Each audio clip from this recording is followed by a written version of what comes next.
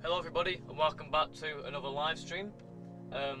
It's been a while since the last one, but we are back and we have a lovely laptop here today that we are going to restore live, and you can all chat along and ask any questions.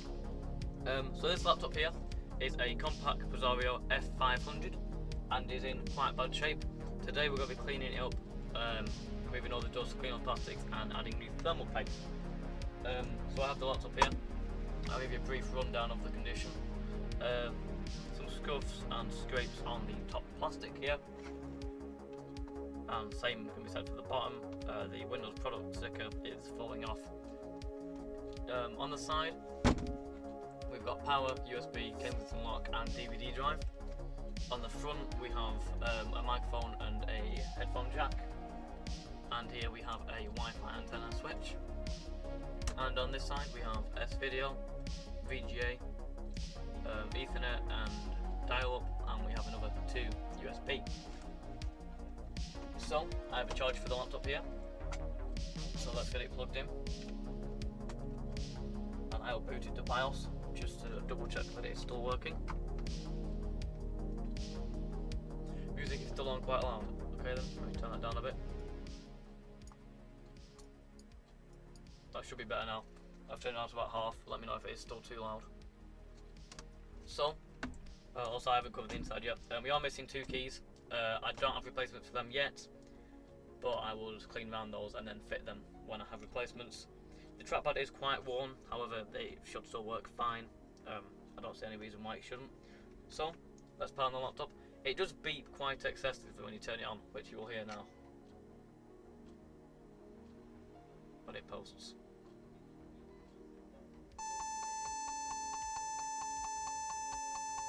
It'll shut up in a minute to the BIOS.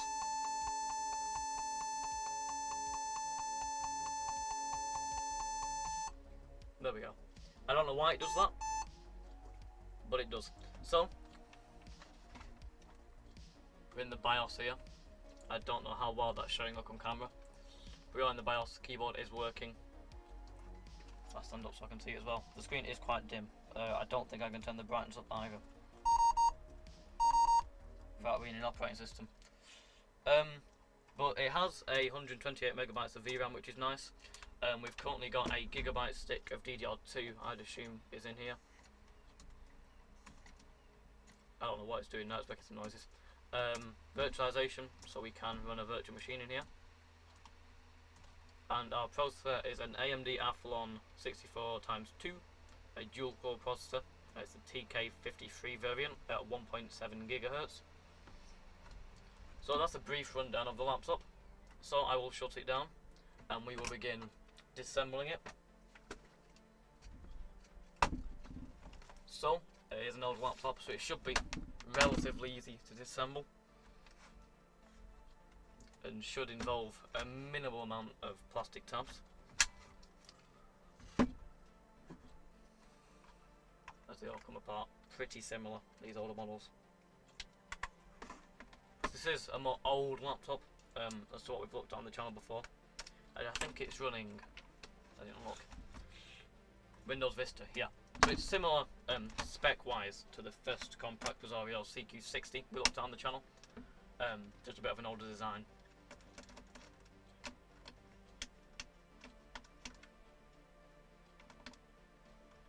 If I find a screwdriver bit that fits correctly, which I think this one is.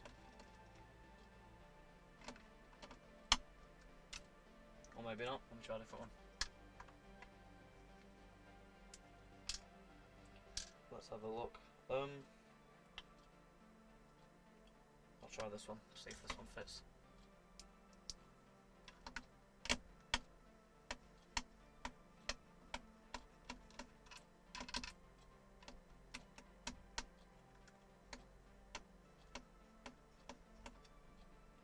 That one's not going to turn it. Try this one. Okay, I did do these with screws first. That one's obviously being annoying. Right, these ones coming out. So place your bets now. How long will it be until I forget which screws have come out of where? If you've said anything above 10 minutes, you're wrong.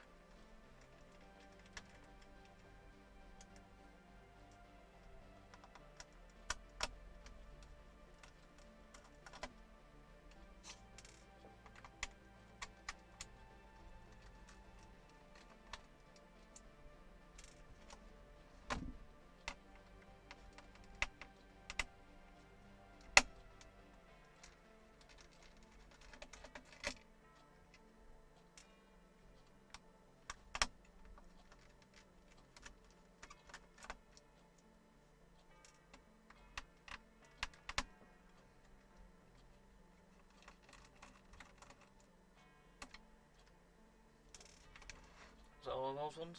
Yes, it is. Okay, I will start with these ones up here,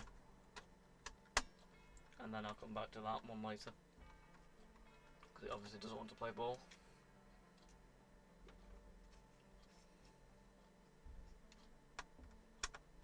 So I'm assuming only one of the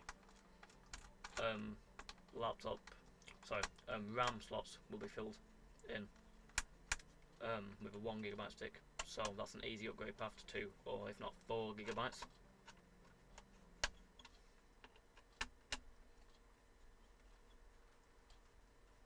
I am streaming from the main computer at the moment, the main gaming one. And yeah, there we go. We've got 1 stick of RAM in, and the CMOS battery is almost flat.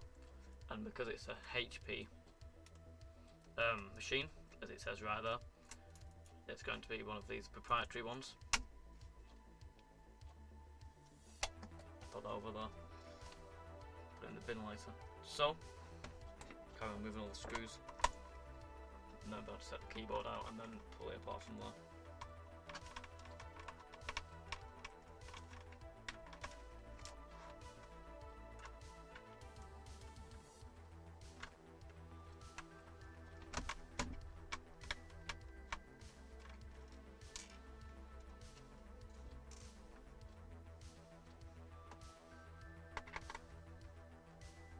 Also, a really random point, this laptop has red thread lock, which I've never seen another laptop had. I've seen blue, blue is most common, some Toshibas use yellow, but this is using red. Completely irrelevant, but just interesting.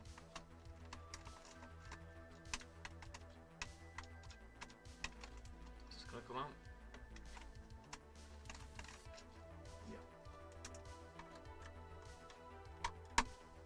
Also, on my shirt, I'm going to take a guess and say that this will be a SATA hard drive, with it being Windows Vista. So again, you can quite easily pop an SSD in here and upgrade it. Yeah, it looks like a SATA hard drive. Yeah, it is. So another easy upgrade path for this machine. I'm not entirely sure how it's going to come out.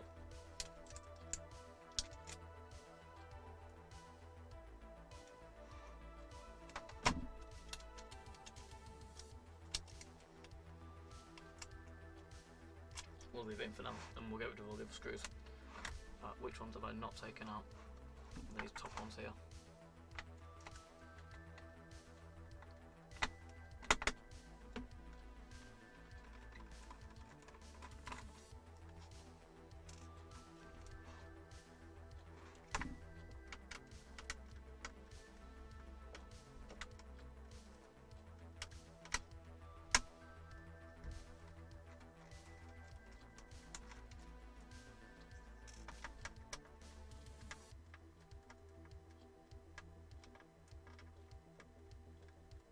These screws really do not like coming out.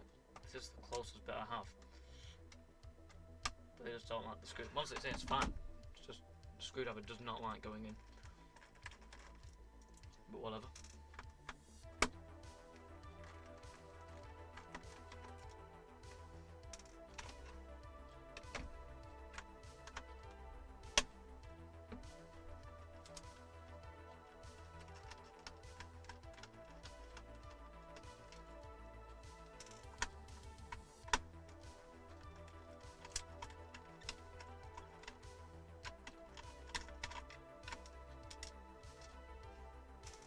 Okay then, I think that's most of the screws. I'll have to count real quick. So, we've got some more keyboard ones in here, which are hiding.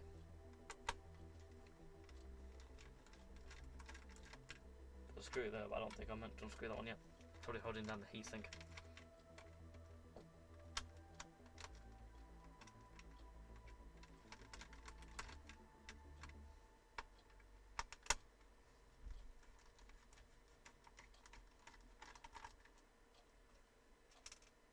I think as well, one bonus about this is most of the screws seem to be the same size on the bottom plate at least. I know more modern laptops seem to think it's funny to have small ones up here, a couple of small ones in the middle, and then the rest larger ones. But to its credit, they have all been the same. But now this one that wouldn't unscrew before.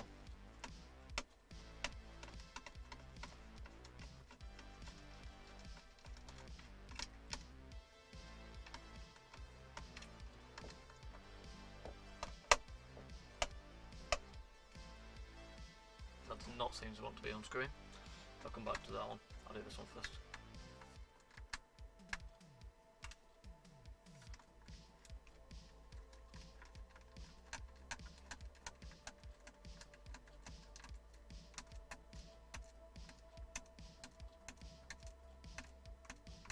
It's almost there. Let me tip it upside down.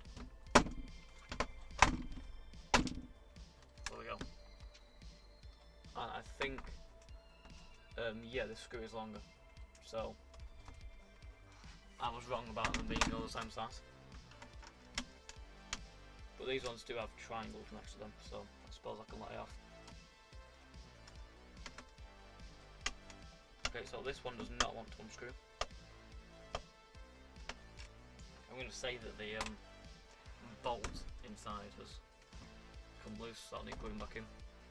So, if I grab a flathead, have a look here, the keyboard should come out. Fine, actually does this come out first? I think this plastic piece comes out first. Yeah, there we go. And there's a ribbon cable for that somewhere. Have a look.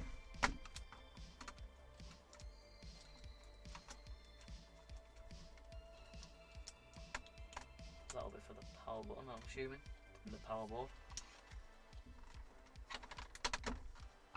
Is this the corner where that screw was? Yes, it is. Try and wiggle it free.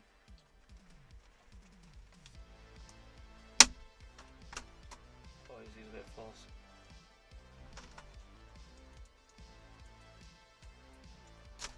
Disconnect that.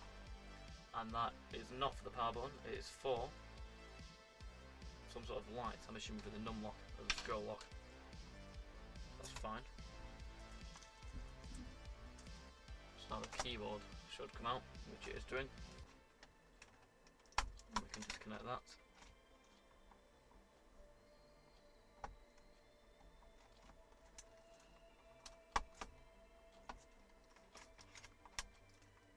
So there's our keyboard, we can clean that later on. I will put it over here where it'll be safe.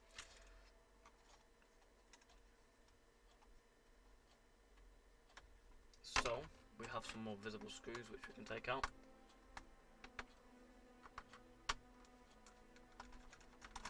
Which are the same size as the battery ones, I want to say.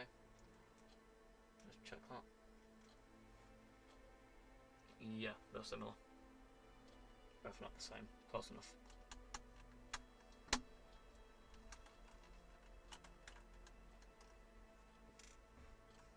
So power button assembly can come loose.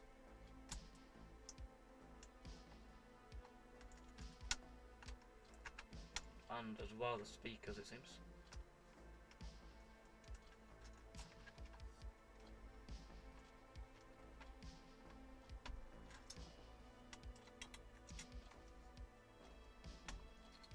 Apart from that.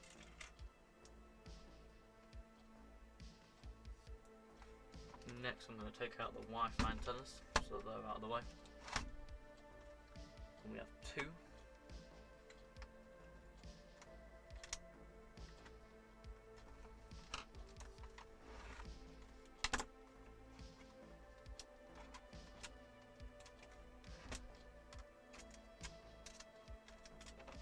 so, and this can be rerouted back onto the screen hinge, like that.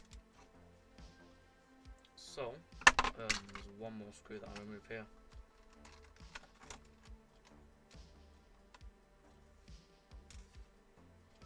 And I will disconnect this.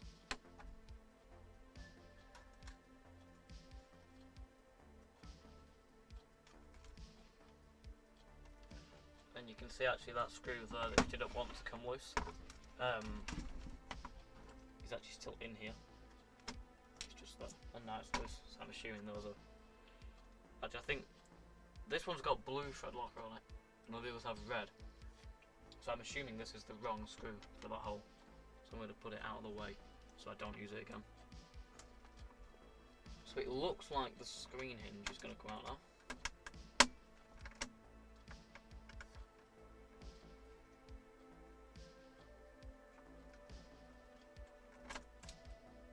Uses the same screws as the other one, so I'm going to put them separate just so I know that these came out of the screen hinge. So I'm putting definitely the correct ones back in.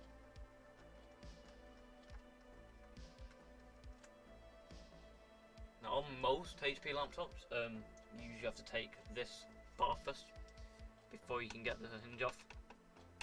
But this one offers to be nicer, which is good, because if you want to replace the whole screen assembly, you only have to take out essentially like the screws under the battery, and then this will come off, and then you can swap it over.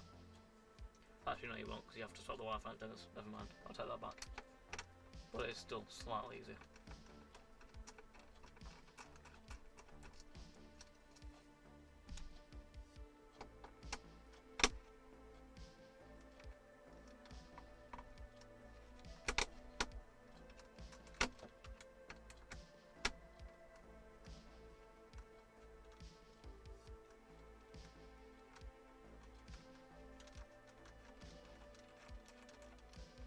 That's the last screw out. So now I can move the display cable, and the screen assembly should come loose like that, and then that leaves us with just the bottom part.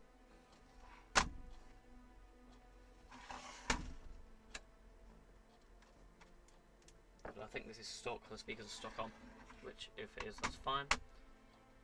So I'm going to disconnect the trackpad,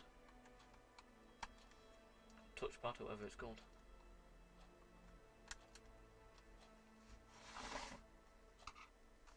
And then I will remove the DVD drive, because that's still it.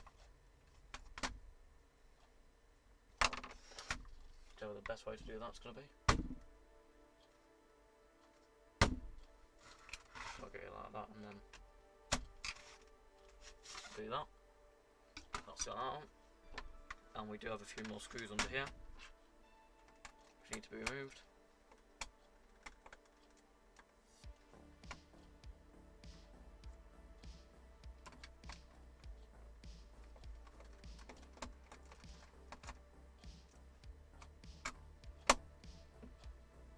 Which are again a different size. Which, to be honest, it's not that bad. There are laptops that are definitely worse. Not to mention any names, MacBooks. Right, so now just do one last check for screws. Also, I'm not sure how this is meant to come out. If you have to take the whole motherboard to get the hard drive out, that's ridiculous. But it's looking like it is that way. We'll soon find out. So now this should be able to be pried apart with some plastic clips. Holding it on.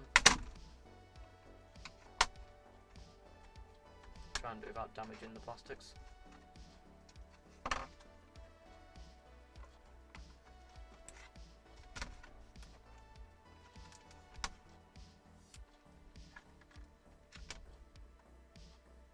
Now it does actually feel like there's still some screws in. There are screws on the Wi-Fi antenna. I don't think those will be holding it in, but it doesn't feel like it's coming loose. Yes, I can boost the mic volume if it's too quiet. There you go, I've turned it up a bit. Hopefully that's a bit better.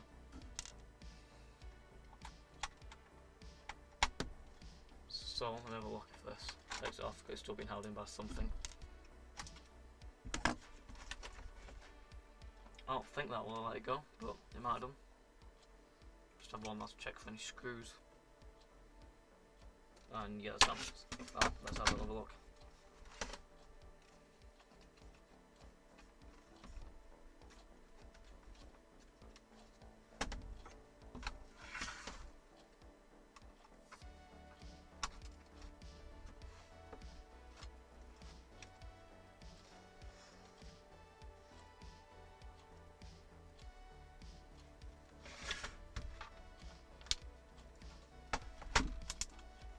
Hang on a minute, does the no, it doesn't just pull out, no. I thought it might just lift up. That's stripped off. That's good.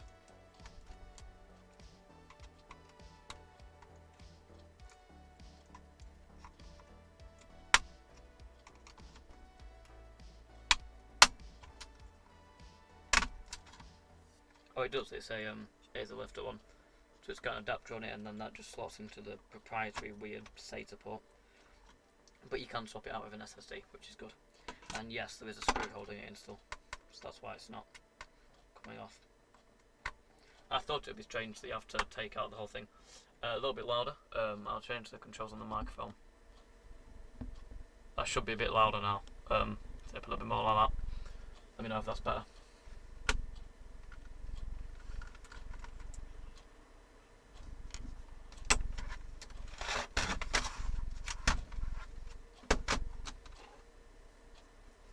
So now, this should start coming out a bit easier.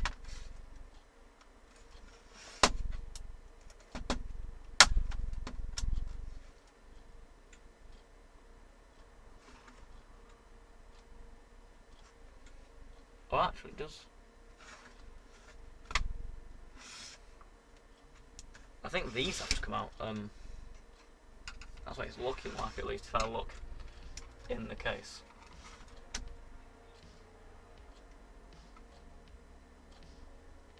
I think these two are holding the case on, which is stupid. But anyway, I'll take them out.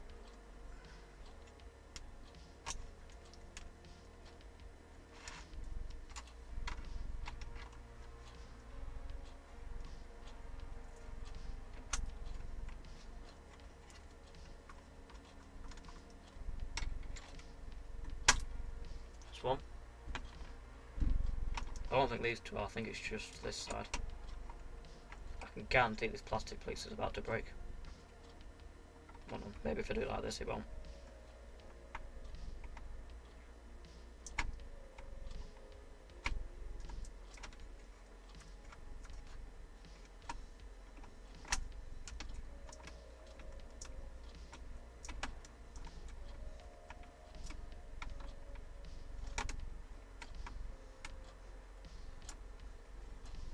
Why they couldn't use screws? Yeah, I did say it would come apart easier than a modern laptop, but anyway, I'm going to need one of those pliers. Because it's a horrible product. Right, is it going to come out now? Yes it is, well, that's stupid.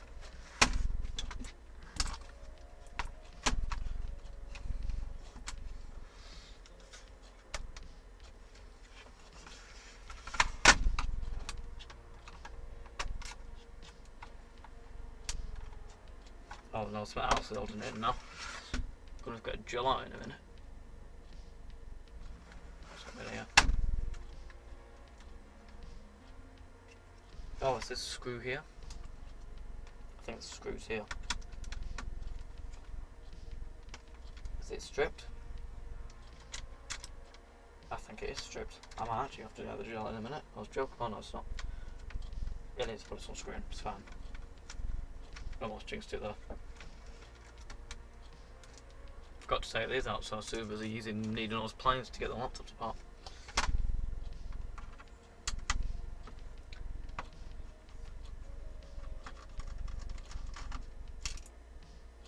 Right, surely now they must come apart.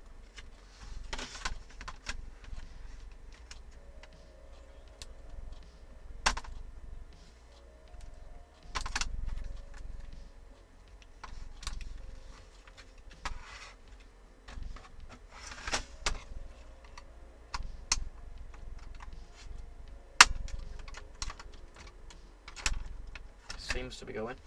Or is it clipped in down the back here?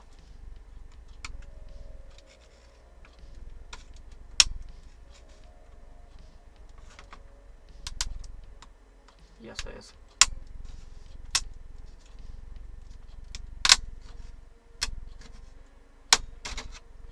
Right.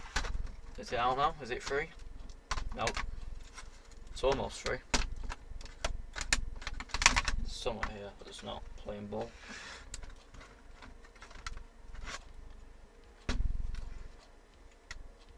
Well, I can't see anything though.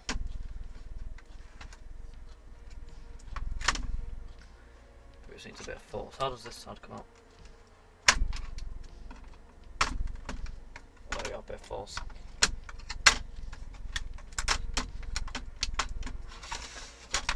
This is the worst laptop I've ever seen to get apart. This is horrendous. Is it out now?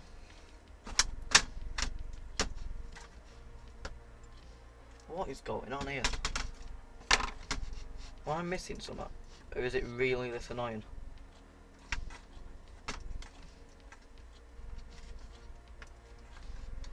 Where's that speaker wire plugging in at? Is it plugging out so no, it links around there. So the speaker should be coming out as well, but it isn't.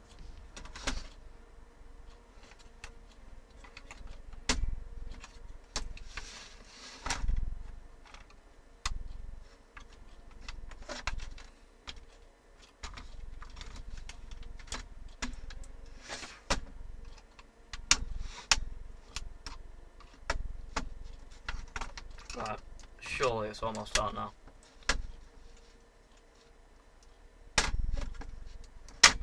Just this speaker that's not. I'll take back everything that I said about it being easier. It's horrendous.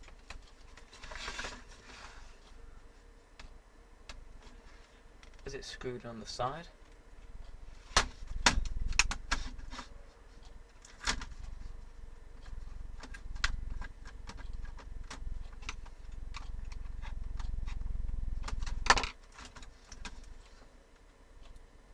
This is ridiculous.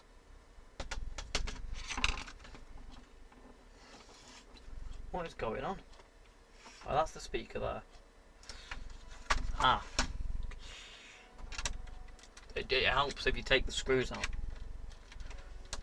I got a bit sidetracked there with the needing no pliers. I forgot to take the screws out. I thought it wasn't coming out. Right, now. So that's how you meant to do it. You meant to just take the screws out, it just works. Right. Well, there's that. Looking lovely and clean. Here's our motherboard. Quite a large one.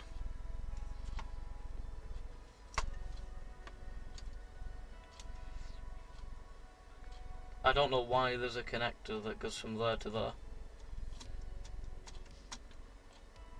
I don't know why they'd put one of them in. I want to have a look at that actually. It's weird.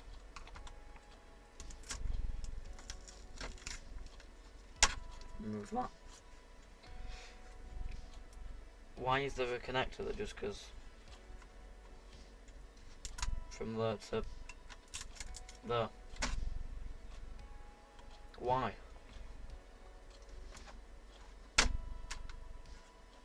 Fair enough, I'll put that over there. Don't know what it does. Don't know why they've put it there. CN3.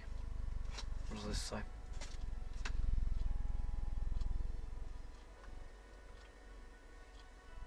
RTNG.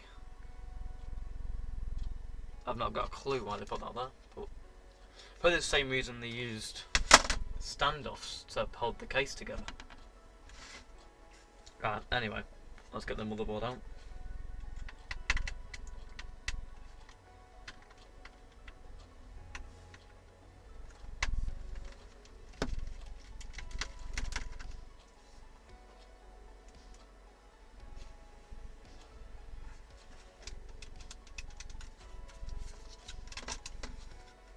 Is there something under here? No. Where is it getting stuck at? Is it getting stuck? Somewhere at this corner.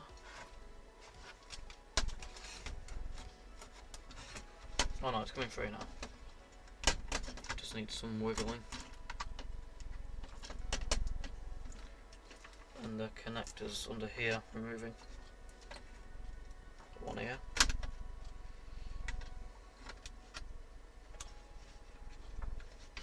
One under here. And then interesting looking power one, it seems, is it? Yeah, interesting. I was in a square one before. Right, and then that's the motherboard out. Quite a nice layout. See, because we're on the poor person variant, we don't get a graphics card. Quite a good cooling system as well.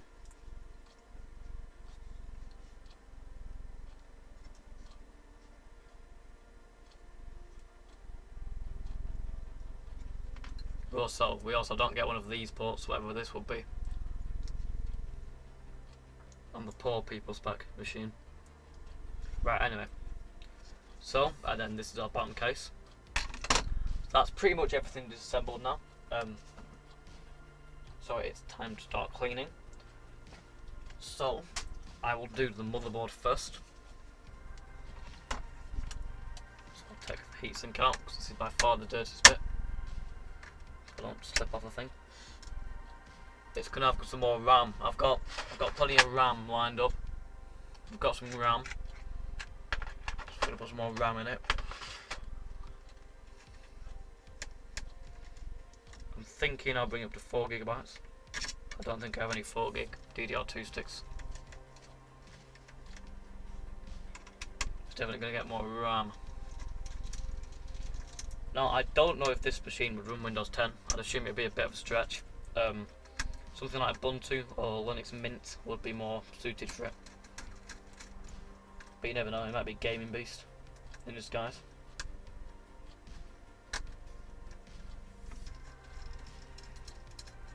It is also a very tiny CPU, it's very strange.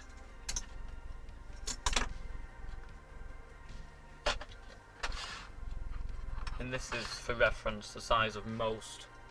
I'm saying that, it's not. Actually, it is the exact same size. Don't know why it looks smaller. Anyway, enough of that. I'll leave the CPU in the socket for now. I don't know what this is. I'll bring that up to there, as you can see, if it focuses. It's like some sort of conductive tin foil. There's like nothing on the processor, so it's definitely not paste. There seems to be some conductive tin foil stuck to it, and a thermal pad. We've seen more. Seems to be a thermal pad underneath the conductive tin foil. Well, no, there literally is nothing. There was paste, there should be paste, but there's nothing, because that doesn't actually touch. So there's literally no paste. Like, it's not dried out, but it's gone. Or someone's taken it apart and not put any back in. But there is absolutely nothing on there. I've only had the system running for about 2 minutes at a time. But, yeah, there's definitely no paste on here. So that's going to be great for system temperatures. It looks like there was paste on here, but someone scraped it all off. I don't know what this tinfoil stuff is I'm removing, but it's not staying. Oh wait, no, it is. Hang on. There's this tinfoil stuff over it, which has like paste under it. But I don't get how that would. I'm not going to question it. Same reason they're putting these on the case to hold it on. Some stupid reason. Right, let me remove all this wacky tinfoil stuff.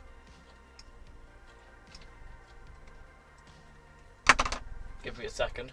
There's a visitor side, I believe. Come in.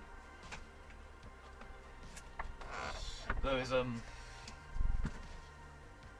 accomplishment has come to join. He's at the door. He's come to admire the no paste machine. Anyway, enough of spewing.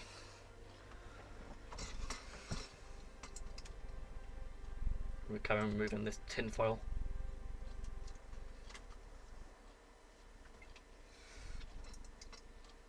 So I don't know how this was being cooled, or if it was being cooled. Well, I've been doing some of it, but it wasn't been very effective.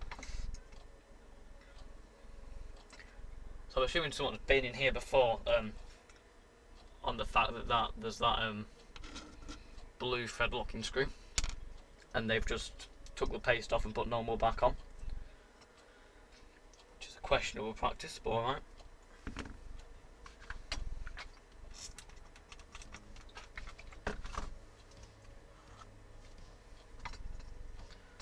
So I'll remove the rest of this, and then we can apply new paste. I'm assuming paste will be fine.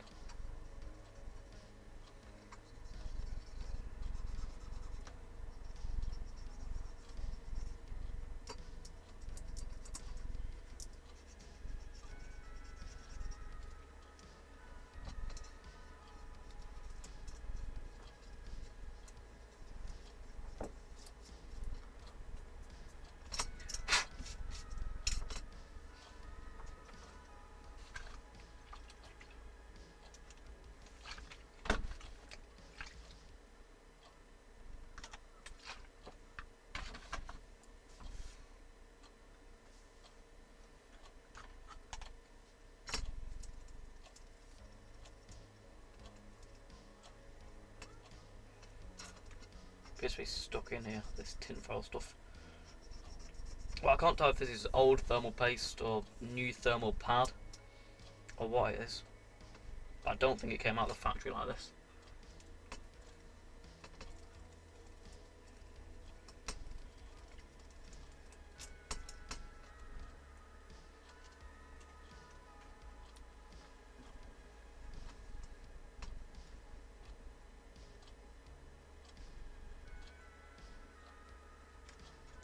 Quick clean. Same with the chipset. Right. So, I know in the last Compaq video I did on the channel, there was about an inch layer of carpet in the heatsink. So let's just have a look how much is in this one. Place your bets now. I don't know how this is going to come apart. Have a look. Let's have to come off first, I think. This sticker.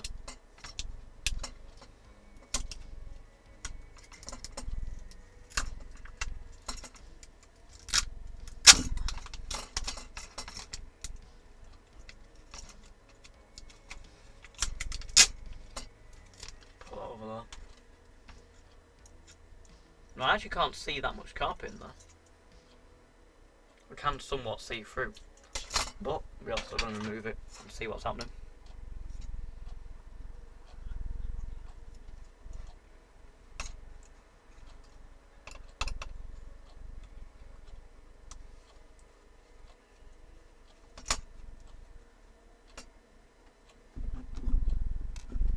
Put those screws somewhere else. It don't look like it's too bad.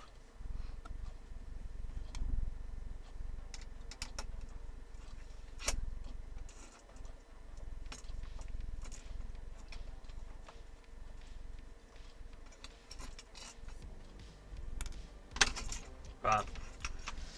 And yeah, there's still definitely a good bit of carpet in there.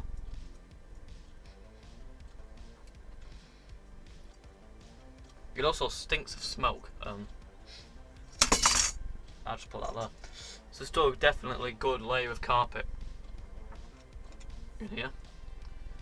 Let me grab the brush. Small, preferably. Let's brush it onto the desk so we can see how much we've won. It's definitely not as bad as the previous one, but still not good for the thermals. If your laptop looks like this, it's definitely time to clean it.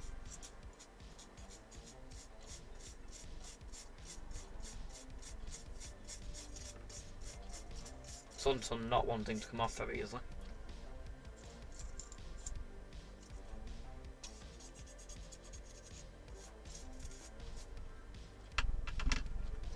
Dig a brush out.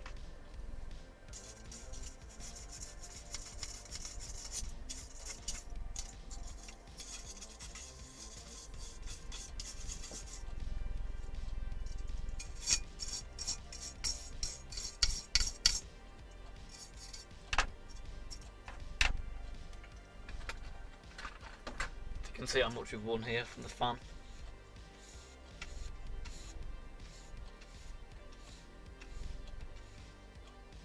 We also have some plastic. I don't know if that was out of the fan.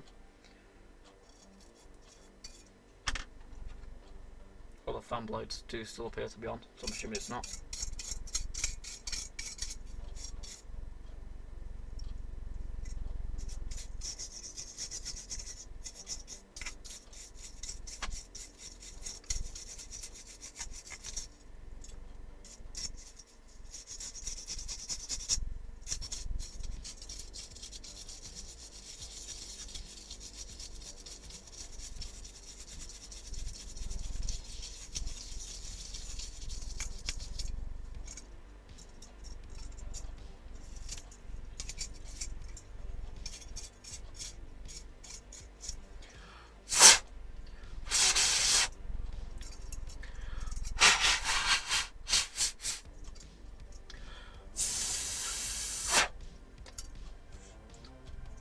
There we go. So now, I don't know if it'll show up on the camera or not. You can see if I do that. Give me a second. Will it show it? No, there's not enough light.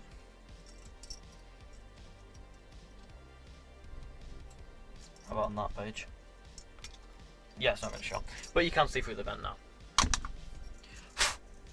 So it should be cooled more efficiently. I'm also going to remove these old thermal pads, because I'll replace it with some new ones. These are probably knackered.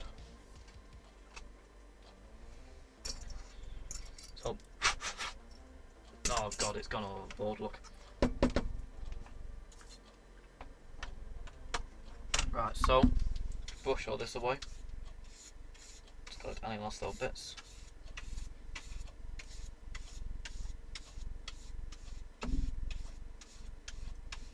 So a good layer of carpet in there, not too bad.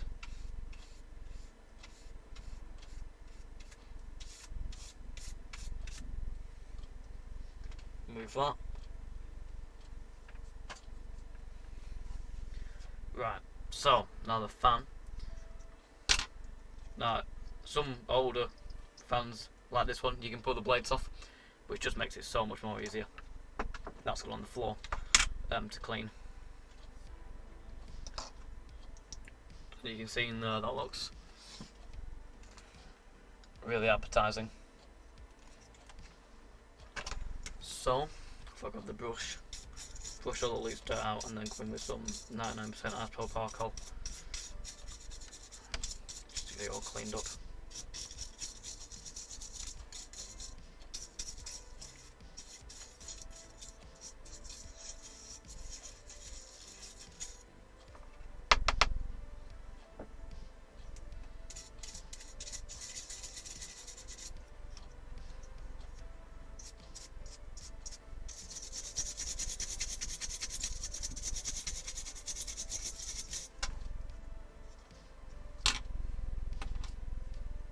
There's a small one then. Oh yeah, I threw it on the floor there. Underneath the table.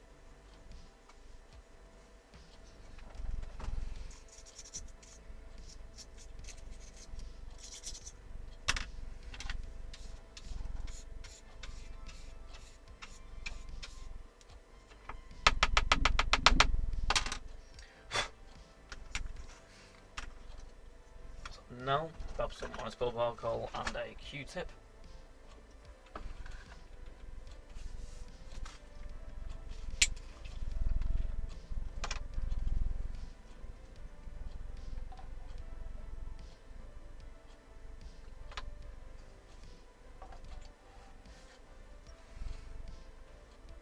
And come through and clean off the plastics in here.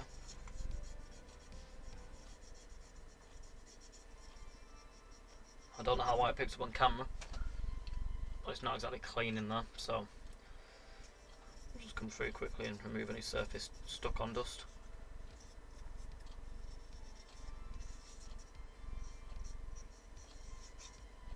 And you can see there, you should be able to see that colour difference. Not exactly clean.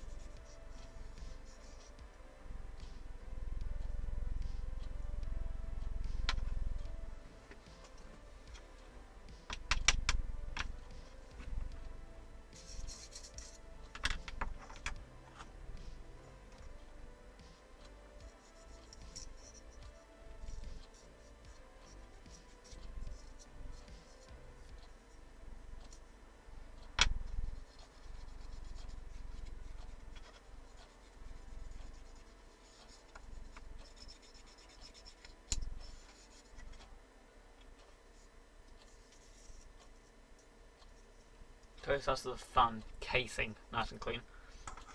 So next we've got the fan to do. Just going to come in with a light brush off first, but this is all stuck on dirt really. I don't think it's got to do much. Oh no, it's doing a bit. I'll do it that way. Let's make everywhere dusty.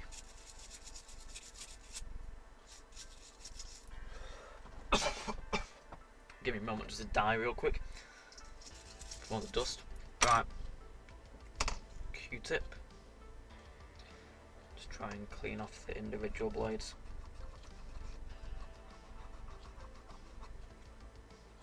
Which are absolutely disgusting.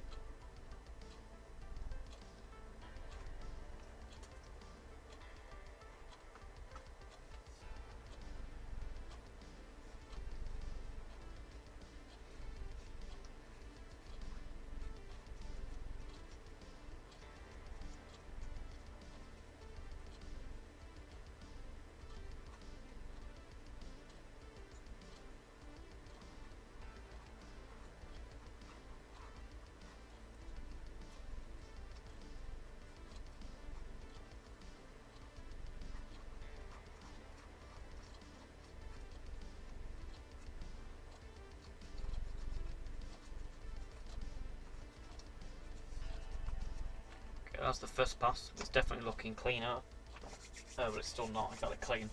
So I'll go over with a few more passes just to make sure it's as clean as it's going to get. It doesn't have to be mint, because it's going to get dirty again very quickly. But the cleaner we get it now, the longer it'll be till we need to clean it again.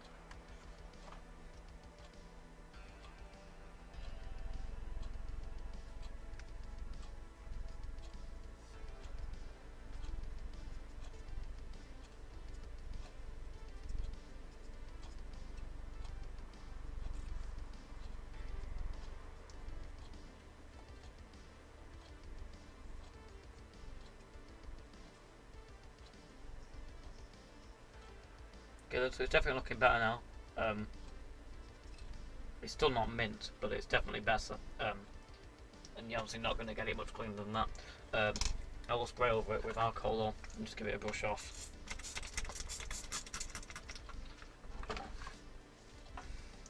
Just to remove any last little bits of dirt that are easy to get off.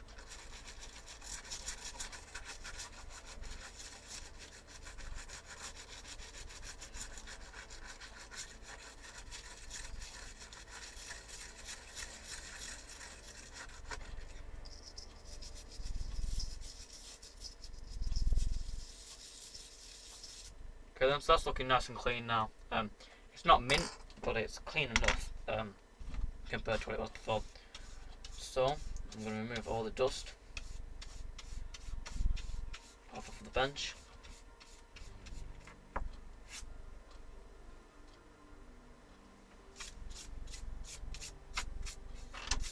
Dash it all onto the floor. Hoover it up later. So, I'll put that alcohol there for later. And now I'm going to move on to the main attraction, which is the motherboard. So I'll peel this off real quick. There's food under it, that's just what you want.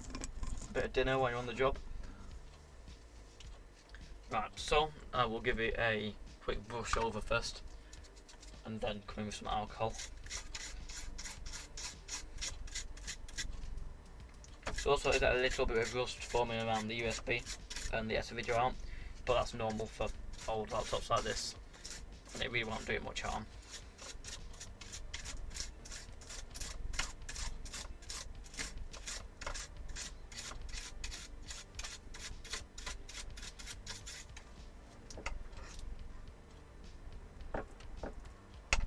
So I can't tell if that's meant to be an additional SATA slot or not. I'm trying to figure out if I get the it looks about the same size as a SATA slot. I'm assuming that's another feature it doesn't get on the poor spec laptop.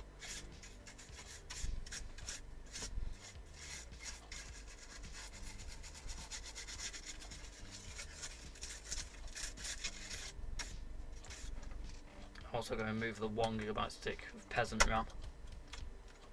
So I'm going to upgrade that later if I can find two sticks that are compatible with each other.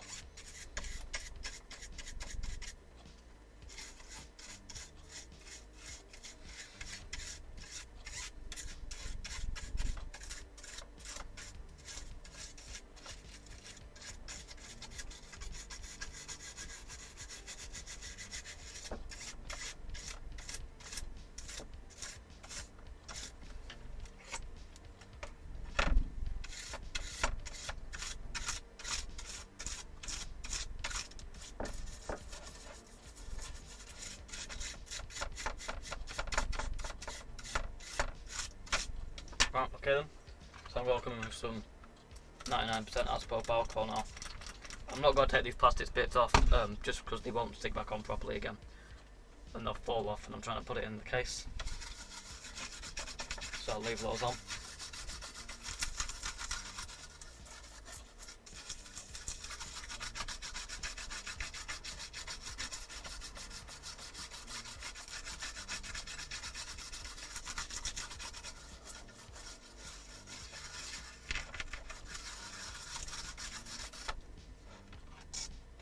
On the second side.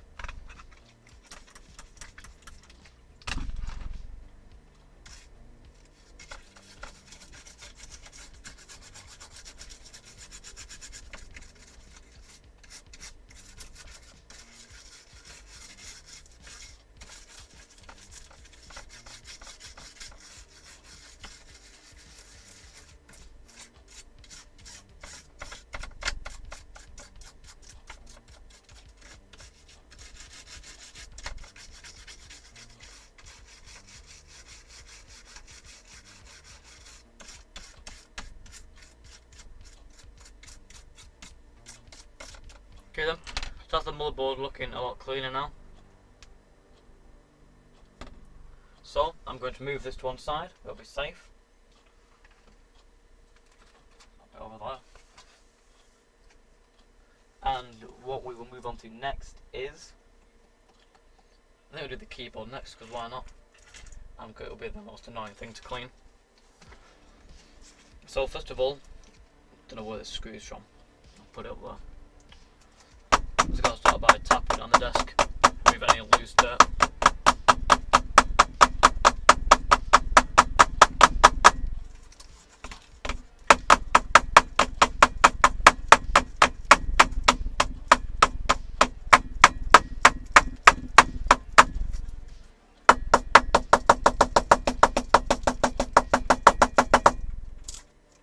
It does seem to be taking some crap out of it.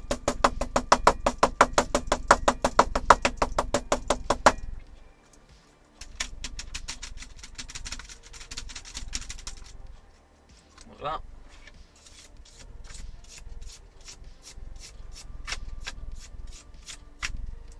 Right now I'm just going to move along and just brush it, try and move any loose dirt.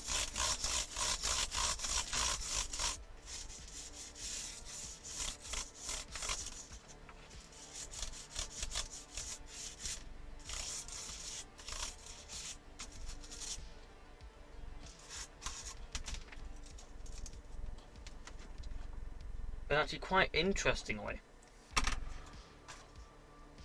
I don't know how, I don't know why, But one of the missing keys is underneath the spacebar.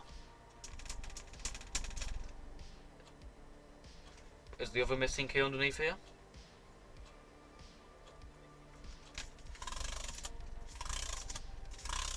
No. But the missing key is underneath the spacebar. Yeah, it's definitely under there. I don't know how I'm going to get it out, because as soon as I take the spacebar off, it's never going to go back on again. Might as well take the N key off, and just chance a lot getting it back on.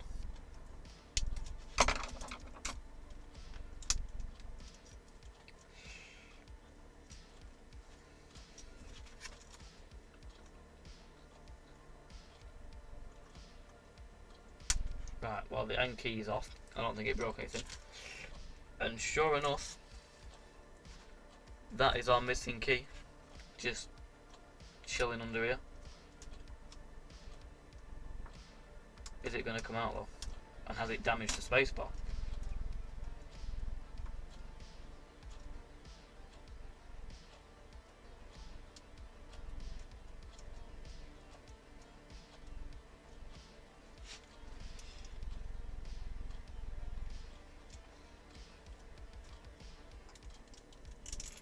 Well, I found our next key. Unfortunately, it doesn't have the hinge of it. Oh, it does have the hinge of it. Or does it just have one? I think it's just got one hinge, so I don't think we're going to be able to attach it. But it's here. Actually, I think we can attach it to one side. Is the other hinge knocking about anywhere? I don't think so. Well, it'll attach halfway. Attach like that. I'll leave it off for now. But there you go. I found the key. Right, now that's working again. Let's hope this just clicks back in, which it did. Perfect. So we found the key. I'll have to see if I can find just a hinge of a similar laptop in a minute. There you go. Fix that, kind of. Right. Anyway, let's get back to cleaning it. Now that we've found that, just interesting.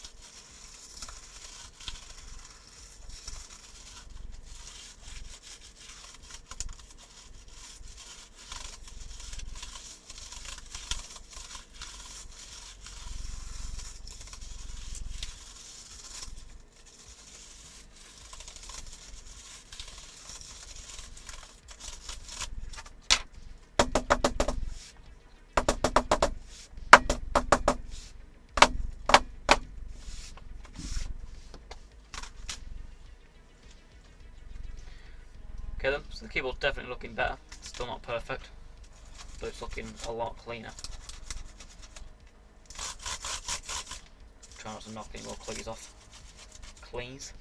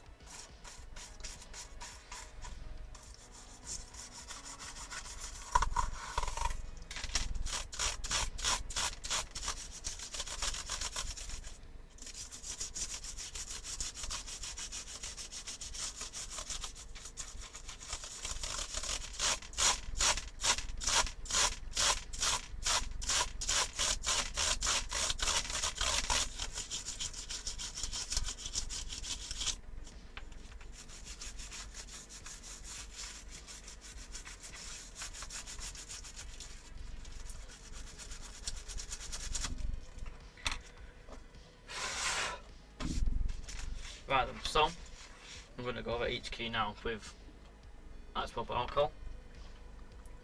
And any dirty bits like down in there, which are visible. I'll start from the bottom and work along.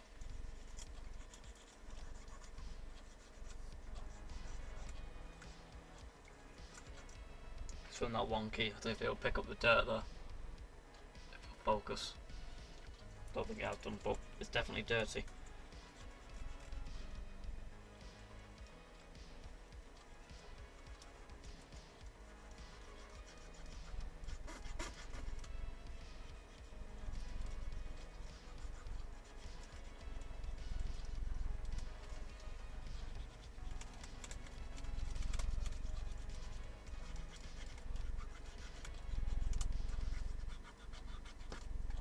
You can see that now. That is fully dirty there just from those three. So it goes to show how much hidden dirt can be on these. It's still not fully cleaned.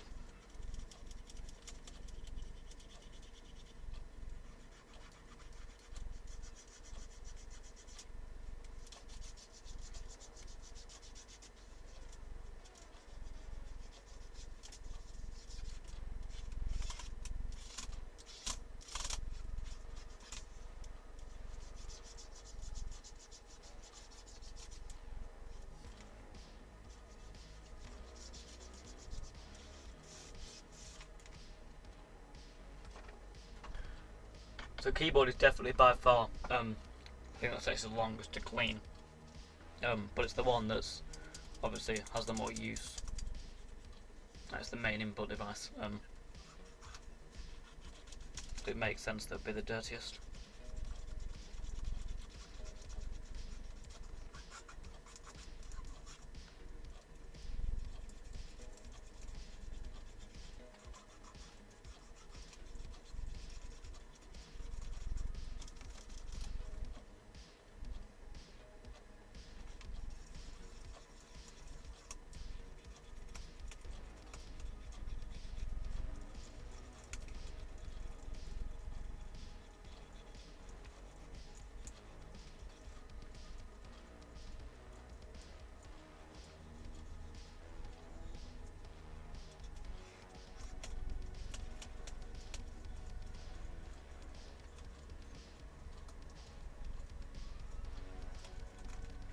Okay then, so that's the bottom row cleaned. Definitely looking a lot cleaner. Don't know why it shows up on camera, but the top of the keys are definitely less grimier. So that's 1/6 of the way.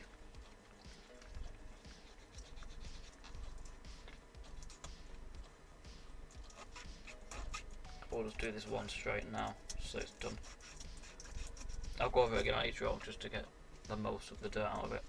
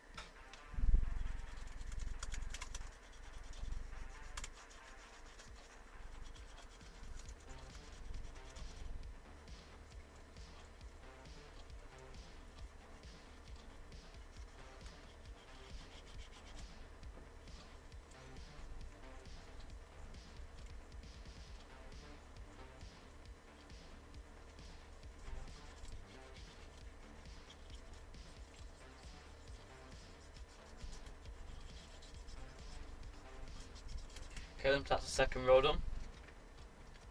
I don't know if it actually shows them on camera at all, but they are definitely a lot more cleaner. They feel cleaner as well.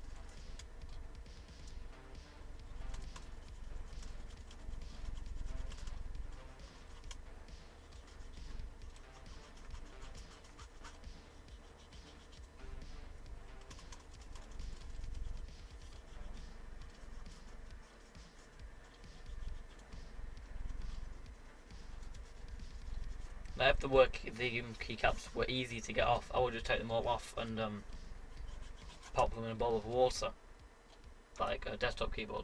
So how easy to get the caps off. But laptop keyboards are horrendous, and if you break like one part of the hinge, the whole key feels like crap. So you've got to do it manually. And it's also known as well because you can't just spray them with alcohol. Well, that's just what they don't like it, and they just won't work again. So you've got to do each key individually. It's a bit of a pest.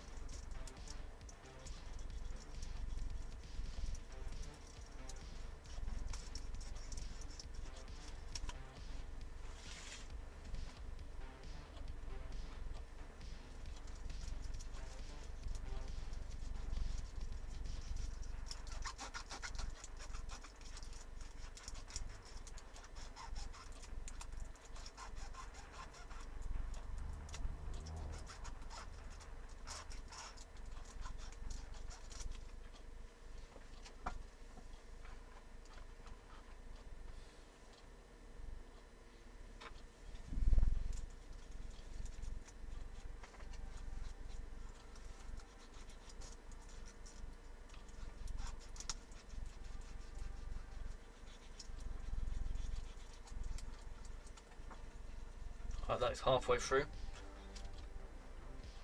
Peak content right here. Absolutely thrilling.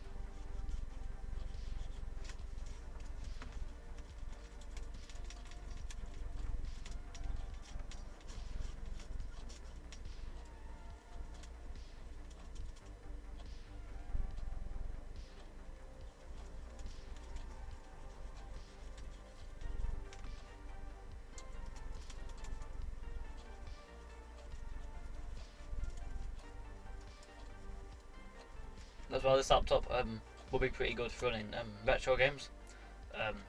I'm pretty sure it'd run Windows XP, so you've got retro games. It also has 128 megabytes of video RAM, which isn't much, but it's enough to get by with some basic games. I know Terraria will just about run on low graphics with that much VRAM. But if you stick 4 gigs of RAM in it and an SSD, you might just get by Windows 10. I'm not sure how powerful this CPU is. I'll have to have a look in a minute once I finish this. But you might just be able to sit by Windows 10, or like I said before, a Linux distro, which is more lightweight, like Linux Mint.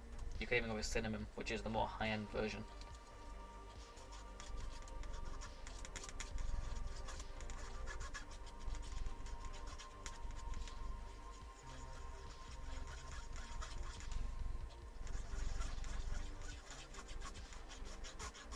Whatever you do, don't put Vista back on it.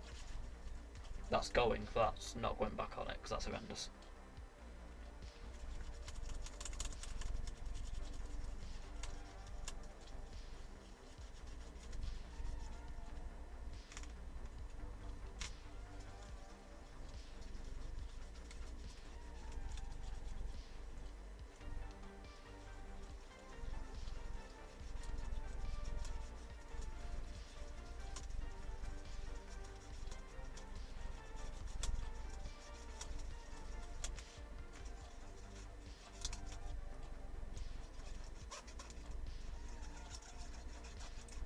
I seem to figure out why it's beeping so much on startup. I don't know why that is. But once I put it all back together, we'll start figuring that out. So obviously not happy about something.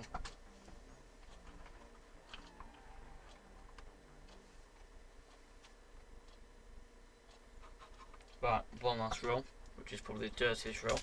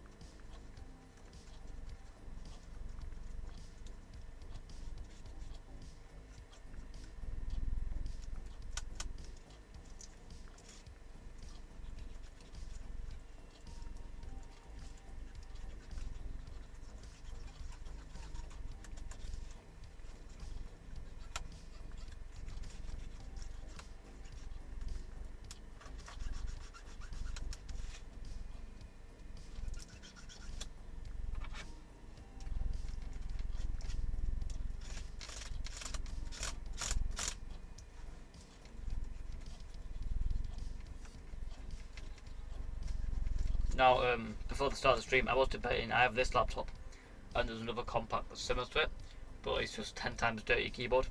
And with how long it's taken to clean this one, I'm definitely glad I picked this one. I'll probably do the other one as a video, so I can speed up the keyboard cleaning, because it's not exactly thrilling content. One more cotton bud, and then that should be sorted.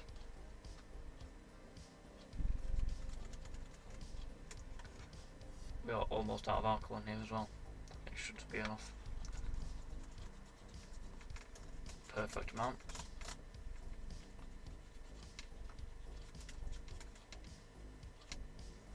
Just run along the back here.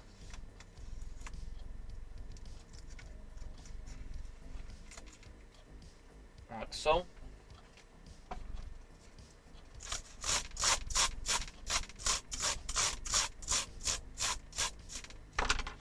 okay then, so that's our keyboard, fully cleaned. It's definitely looking a lot better. There's still some dirt chopped down in the keys, but you're not going to get that. So, keyboard is a lot nicer now. So, I will move that to one side with the motherboard. And I'm actually going to reassemble the fan first. Put that back on the board before I lose it. So you can see it's looking a lot cleaner. So now this can go onto here.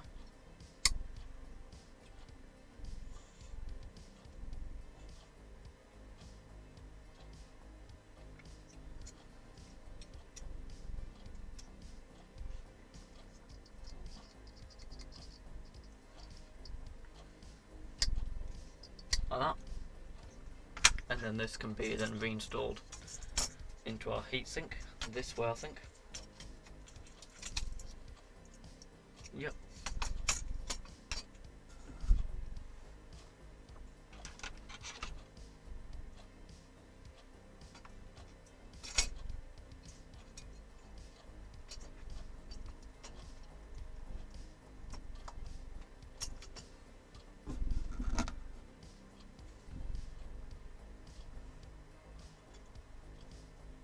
And then this can be mounted back onto the board. Actually, I'll mount it back on later. I'll just put the screws back in and leave it with the board.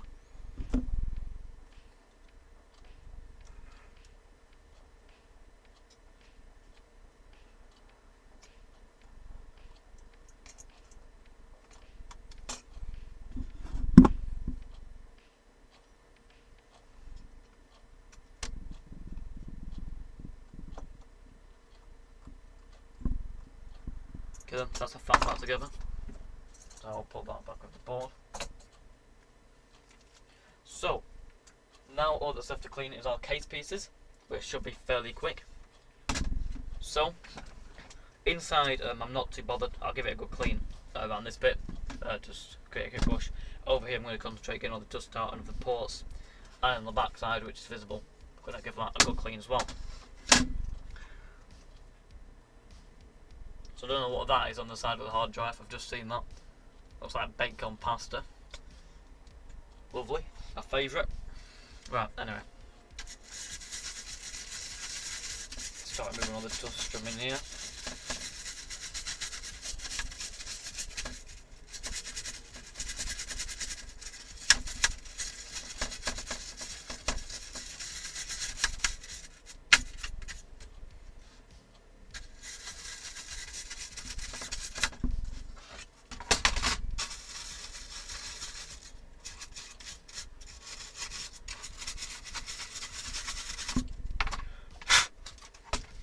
Like that. And then I'm just got to start loosening up all the dust around the case. And of course, I've done it on every other laptop. But I don't think the videos for those have gone out yet. Whenever it says replace with HP spare on anything, I say the best thing to do with these, just because know of a lot of the manufacturer does it, is just rip it up because it annoys me. Oh, they've used plastic to stop me. The other ones were paper. There you go. Just because they're annoying. Anyway, enough of that.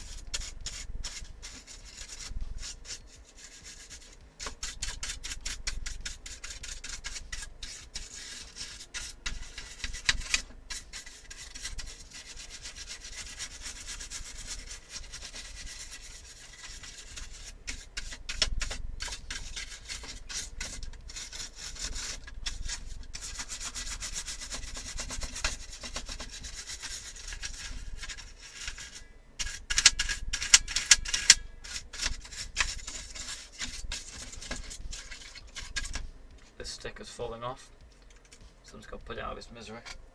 I'll keep it, I'll stick it up here for now, just in case I need it later. We'll just drop it on the floor if you want.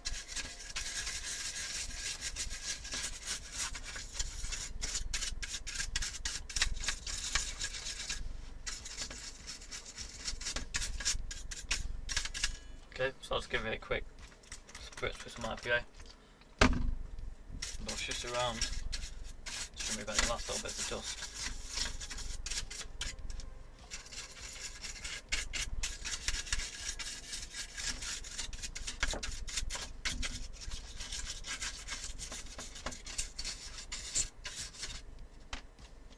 It's also very flexible. I've never seen a laptop that has that much flex. But there you go. Random fact.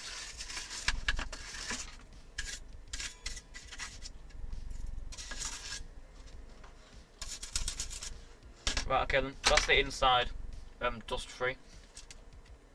So I'm going to move on to the outside now.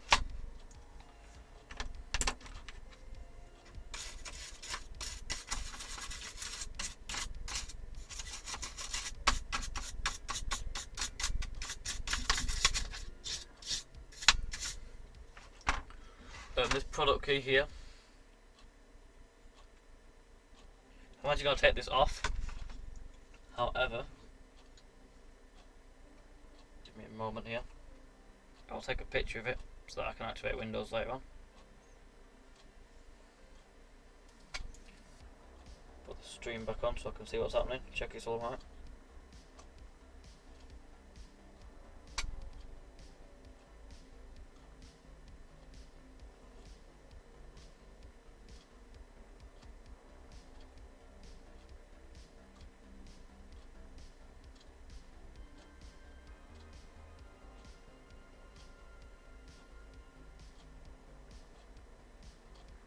Right, there we go. It's back on. I think, yeah. So, I'm going to move this just because it looks ugly. If I've got a picture, I'll go write it on. Not stick on label.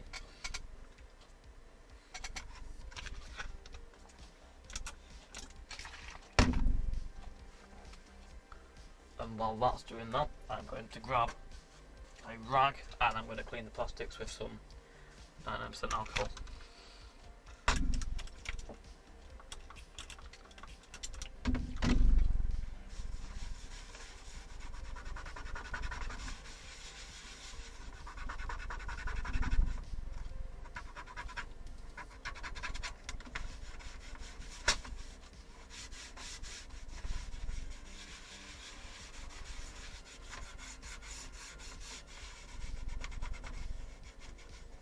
Now, all of the rubber feet, apart from no that one's there, these two appear to be missing. I think the one on the hard drive covers there. Yeah. Unfortunately, I don't have any spares. I might see if I can steal one from another laptop that's in worse cosmetic condition.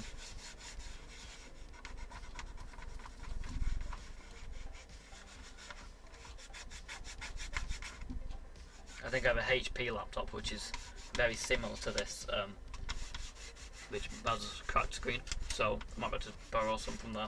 And you can see on the towel there how much dirt's coming off there. It's not a massive amount, but it's still on there.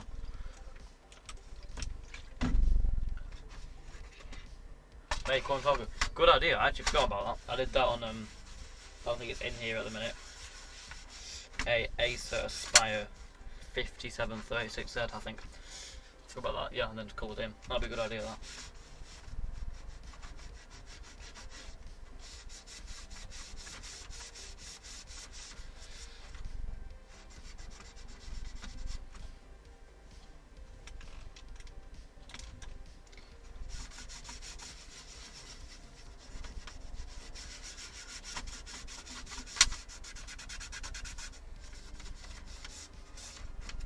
I will give the outsides another quick do over once the laptop's back together. Just for now, just to get it more sanitary. Right, let me come back to the sticker. See if I can get this off. See if it's going to come off really easily, or it's going to be an absolute nightmare. Oh, it's going to be a nightmare.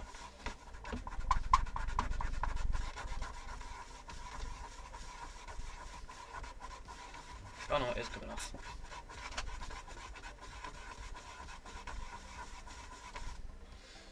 Coles SE.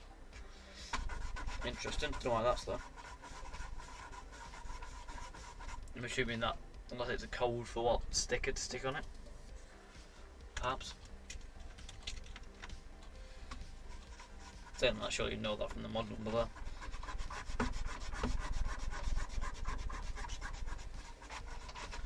I'm starting to wish I left the sticker on, but I've started now, so might as well finish.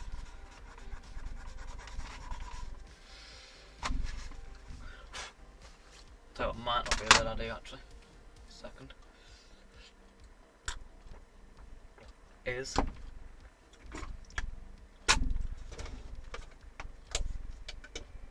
not 430 degrees worth.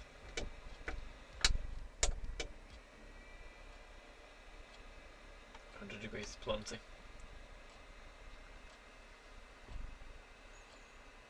Let's heat it up a little bit. Don't know if it'll have much effect on it because it's a weird paper sticker, but it might do.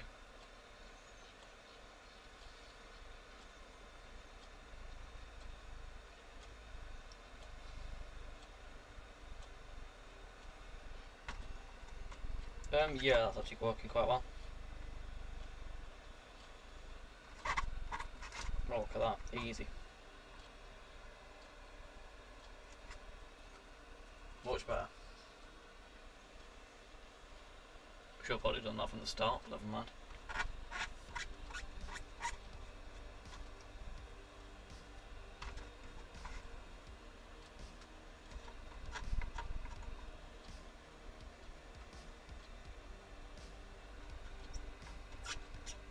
There we go. Right, so if we can get this set up in one piece. Probably not, because that halved on the left side.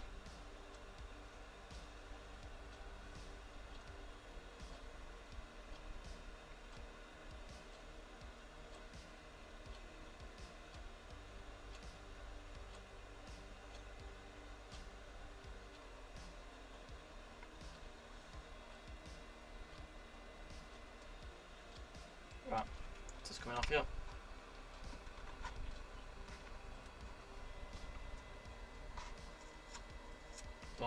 Almost one piece.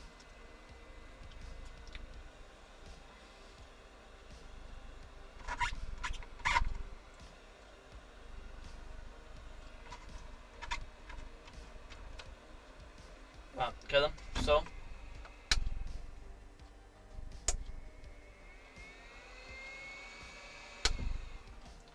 I sorted that out. I put all the screws right where the cable goes. Smart. Right. Remove any residue.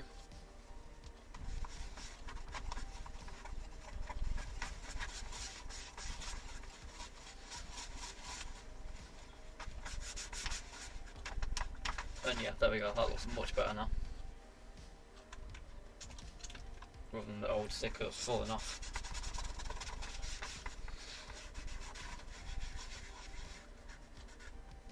Right, just up here quickly, it's a bit dirty. Rag down there. Just clean in here with some IPA.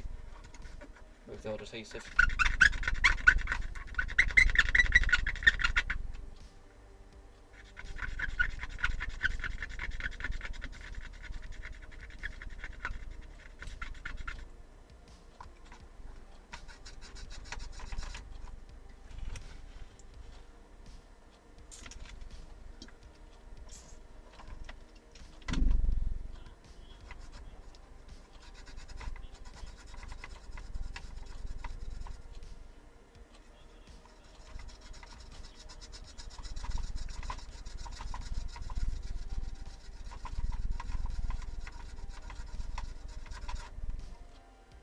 Seems to be cleaning it off quite nicely.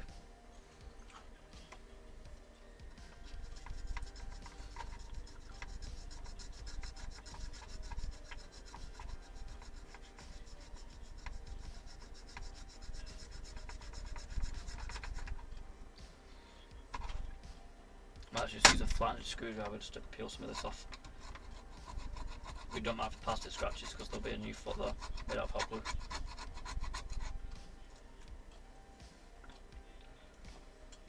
It's been a bit annoying.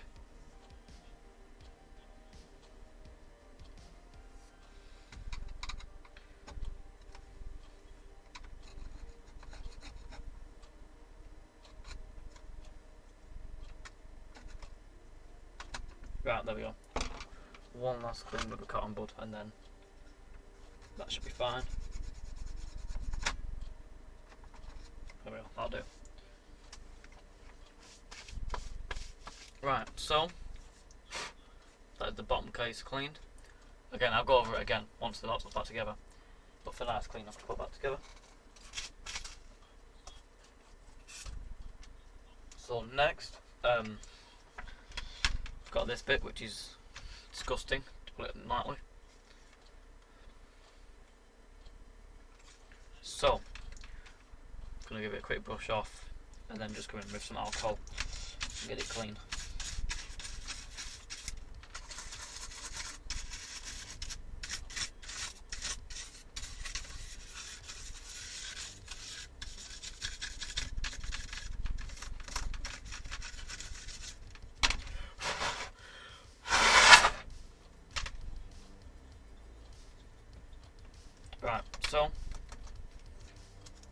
ground, so I think if there's anything that I can stand it on.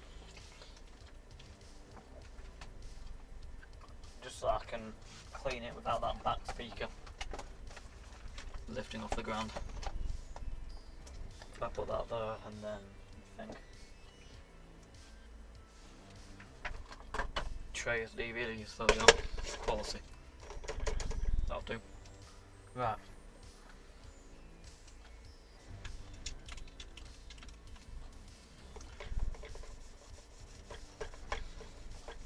Just gonna go through here now and clean this off as best I can. Right, I'm gonna take this off because that is wobbling like mental. I'm actually gonna see if this speaker's come out altogether, which it will. There we go, that'll be easy.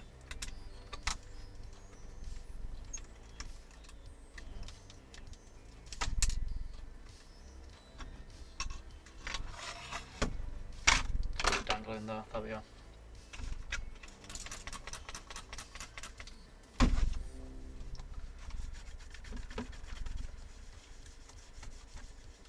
So do one section at a time.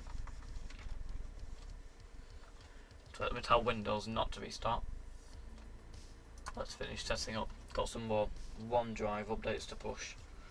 Some Cortana updates. Whoopie doo.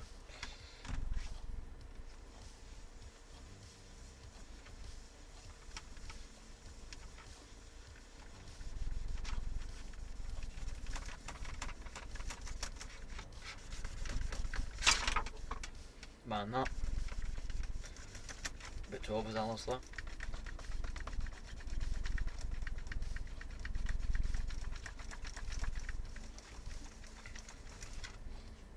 Does this laptop have a look? Does it have the Oh, it does. It does have the Wi-Fi button. Got a little Wi-Fi button. Just feel free to drop on the floor. Why don't you? Right, anyway, before I smash this place up, get back to cleaning it.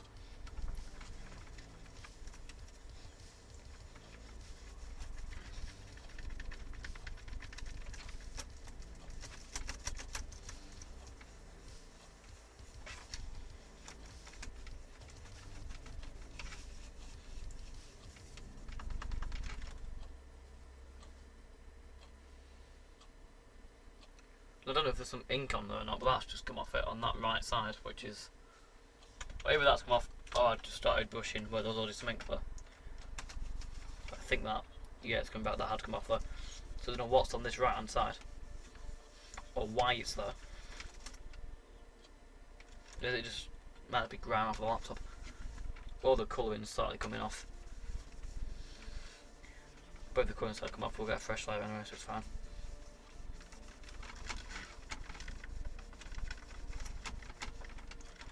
Right, give it a quick wipe from one direction. Now with this sticker here, I did this with another laptop that I have and it worked quite well. So I'm going to try it again on this one. I'm going to try reheating all the adhesive on the sticker and then just pushing that corner down. Just to see if it works as well as it's on the other laptop that I did it on.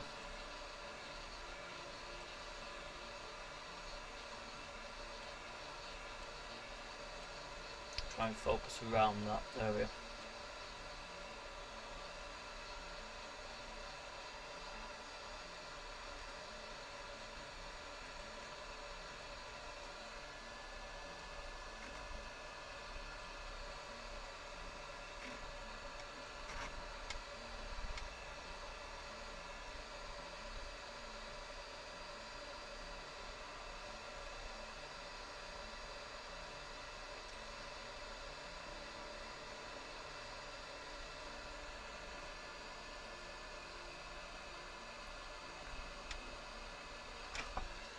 It just seemed to have stuck that down.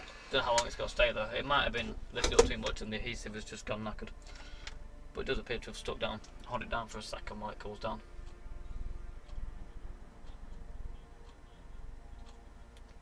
That starts to burn my finger. Well, it does appear to have stuck it down again.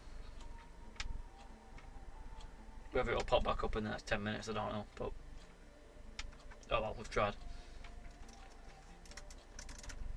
Right, so like I said, once that's back together, I'll go over this with some some of this stuff. It's good for cleaning plastics. So I'll come back over with that.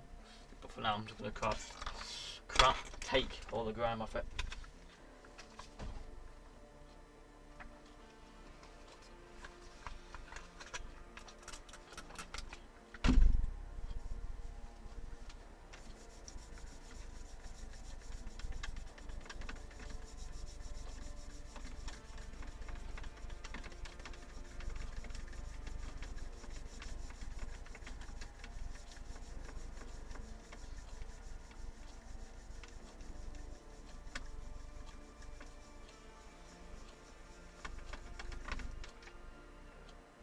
I don't know what this is that's coming off. I don't know if it's the top layer of paint.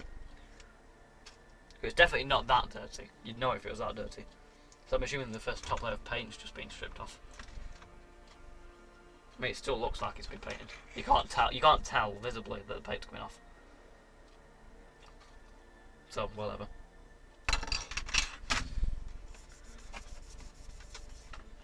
Sell it as a marketing feature. New coat of paint.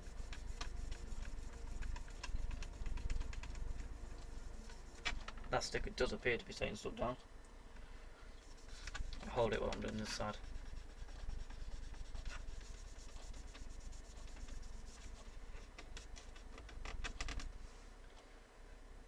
Now there is some, I don't know what it is that's stuck on there. A circle of dirt. There we go. Let's go.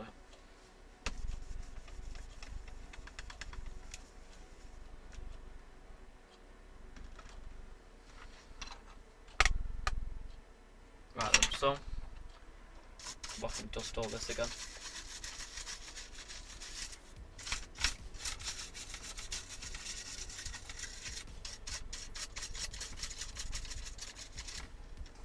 And then I can come through and clean this back bit, which is lovely and clean.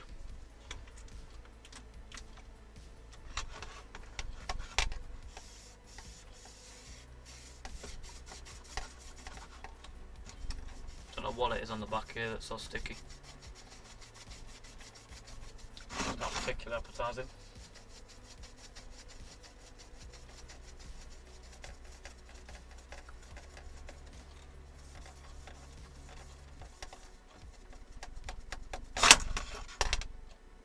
That's fine. You can definitely see all the dirt that's come off that. That's brown, that's not paint, that is genuine dirt.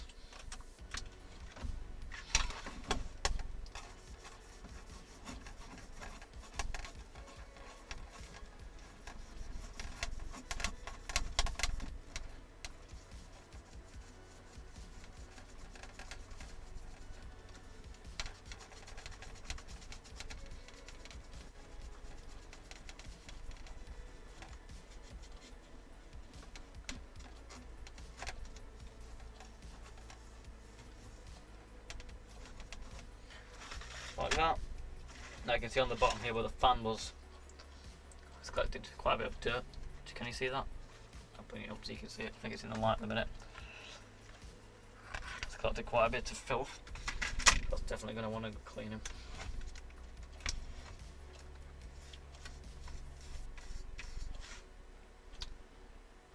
Lovely.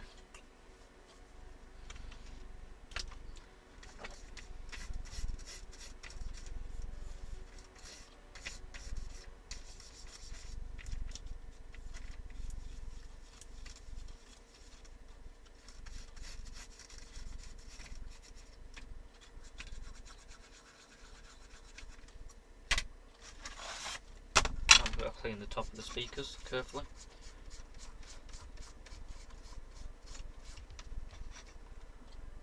Like so. Just do a quick brush over here. Doesn't really matter about under the keyboard. Just remove any loose dirt. Like that.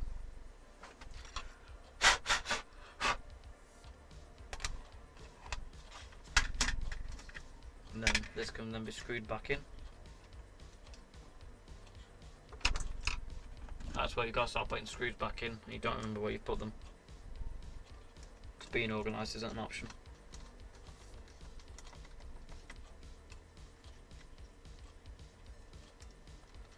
like that. So that's that. Looking cleaner. So now it's time for the screen. Now I'm not actually going to take the front bezel off, purely because it's really not going to be dirty inside of there, and if it is, it's going to be very minimal, so it's pointless taking it off. You should risk getting cracking the screen. So I'm going to clean the screen. If I find a clean bit of cloth, which isn't covered in dirt, cover it in glass cleaner.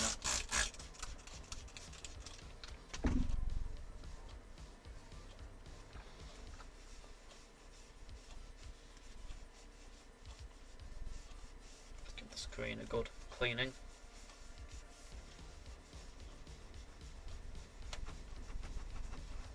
So we can fill all the scratches out in it.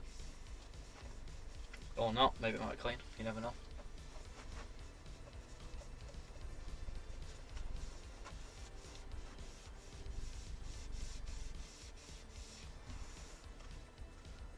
Definitely lots of dirt coming off it. Just found another clean bit of towel now. There we go.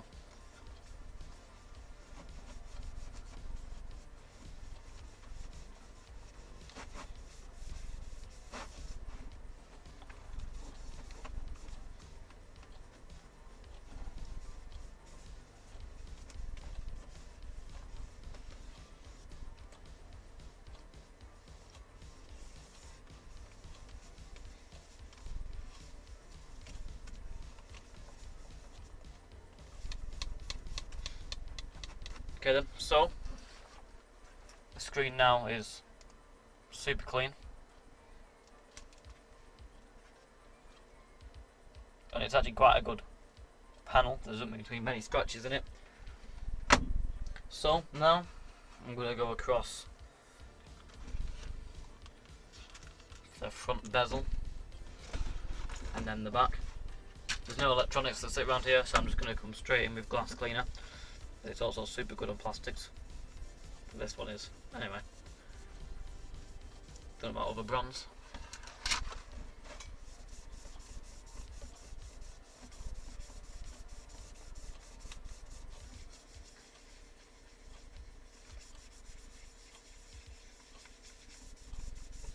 Now one of the major downsides of buying one of these older laptops is that you've not got a webcam. But I mean, USB webcams are quite cheap. Just check one on the top. If you were looking for a budget laptop, I'd probably go with some Windows 7 base, purely because they are really cheap and do have a lot more upgradability. Mostly using DDR3 memory. The DDR2 is quite old. It runs, I think, like 667 megahertz. I could be wrong on that, but it's somewhere around the 600 mark.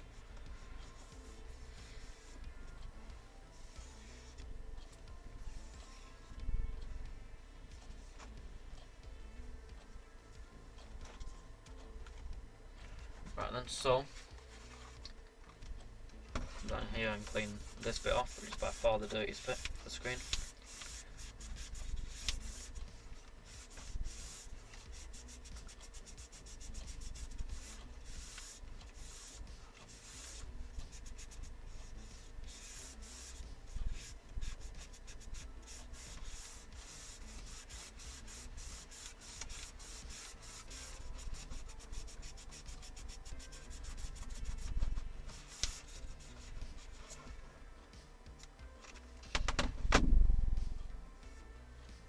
Just gonna buff in this glass cleaner that I've left in the corner from doing the bezel. Of course, I want the screen, I don't want to leave it there because it'll make marks on it.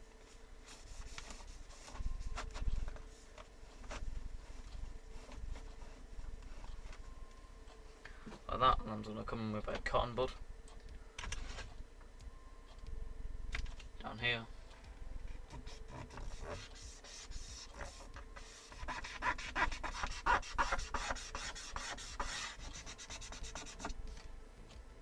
See the lovely brown on the end of the cotton bud.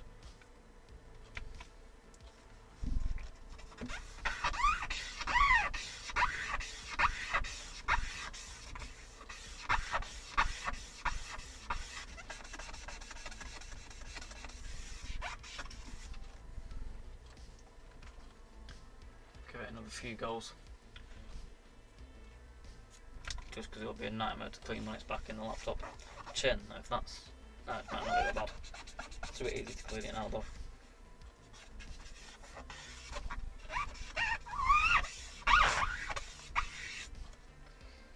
Like that. And then clean underneath where the hinges go.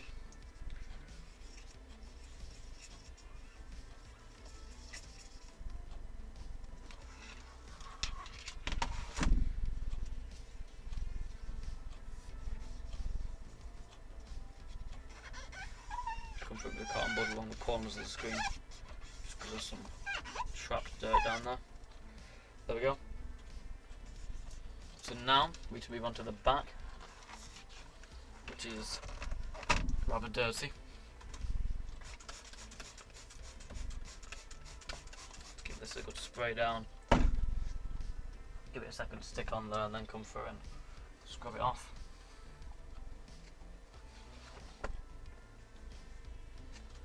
Remember not to push too hard because there's a screen under there. But it's not flat on the desk, but it's like, because the hinges are there. Move that, don't want that stuff here.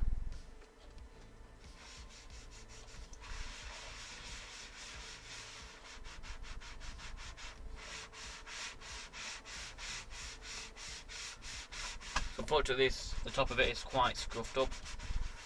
If we get the dirt off, it shouldn't be too bad.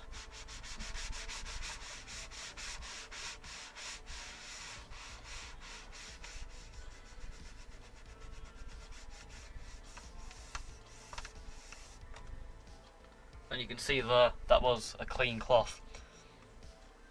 But it wasn't clean, it was like that, but you can definitely see the amount of filth that's come off it.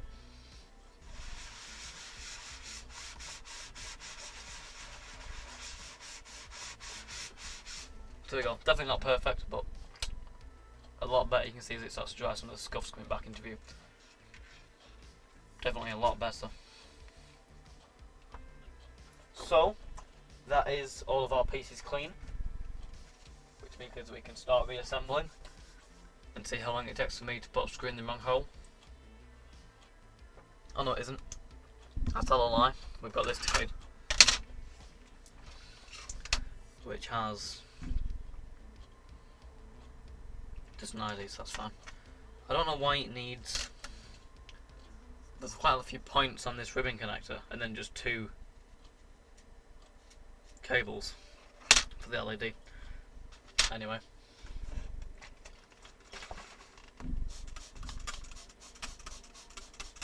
give that a good clean.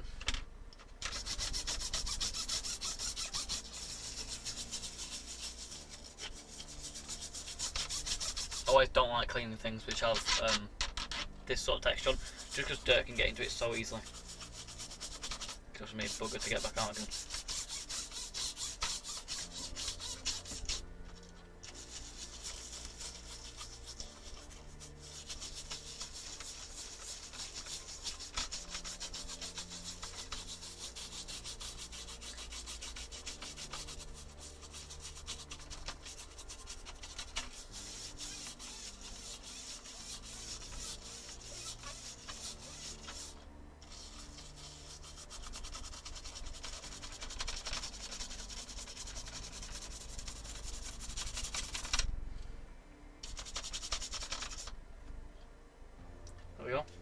So,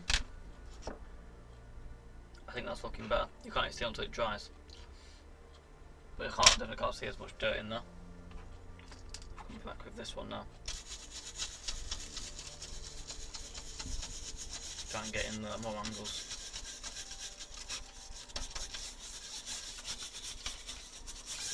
Like that, and then give it a quick dry off with a rag. And yeah, that's looking brilliant in there now. Let's dry off the working surface as well. I think I need to wash some of the towels in here, they're a bit dirty. And yeah, there you go, you can see that now. It's looking excellent. So now it is time to start putting it together. So I'm going to bring back up. Actually, no, it isn't time to start putting back together. I've forgotten one thing, and that is that I need to clean around the ports.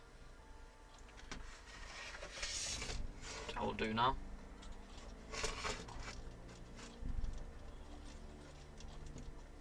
Try and make sure that they're all clean inside of there.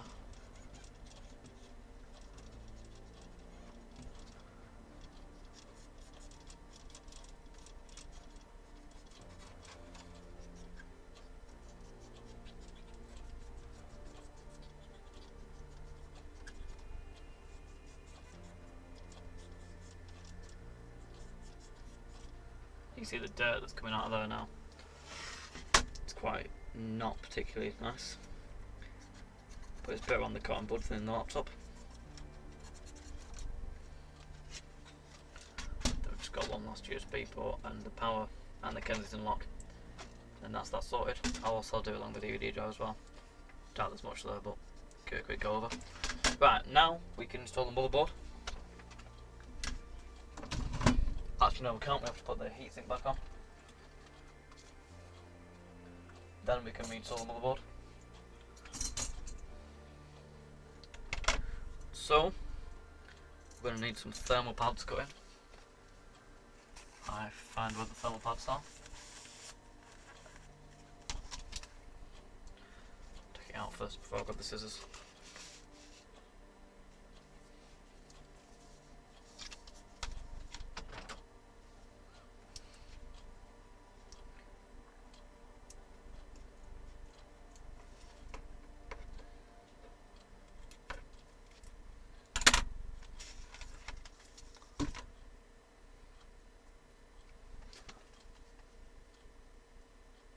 So, apply this one onto here.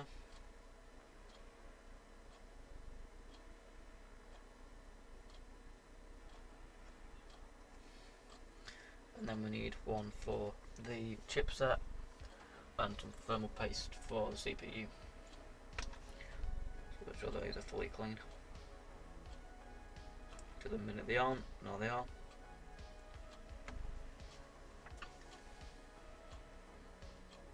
Overput the scissors. Good point.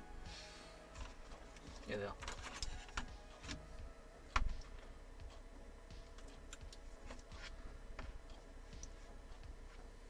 So how big is it actually on here?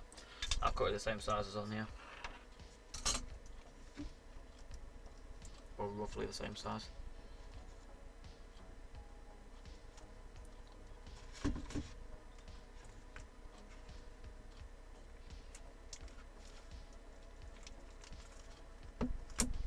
There we go. Those can go back in there. Back up there.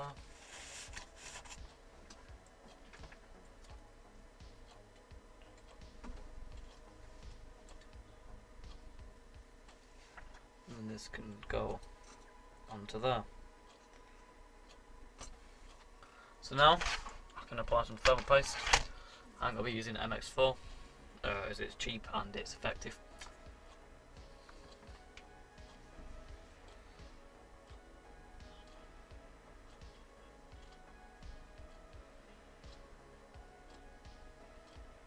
Like that. Probably a bit too much though, but should be alright. So now the heatsink can go back on.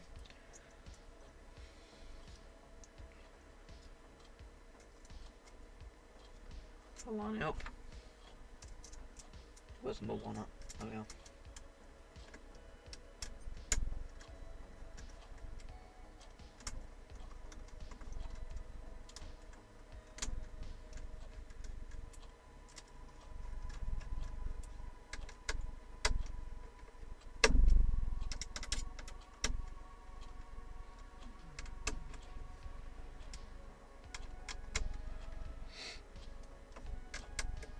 This is nice and tight.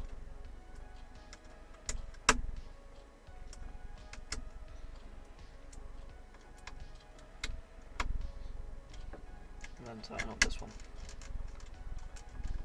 And I'll just check that that thermal pad is making contact, which it is, so that's good. If that one's there, they've crushed down nicely. So now the motherboard can be reinstalled. So if I got the tray, which I've tucked under here, magic. So actually I need to pop on the whatever it is, wherever I put it. Here it is. This thing. I don't know if it's necessary or not, but it'll stop it shorting or anything. So I'll put it back on. Not back on that way though, because that's the wrong way. Which way does it go? This way? That way.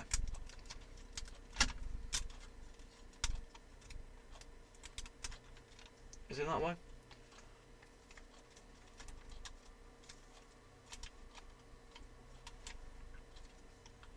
So if we went... Well, the circle's there, so it must go that way. Yeah. I don't know why we have an extra bit here, but whatever.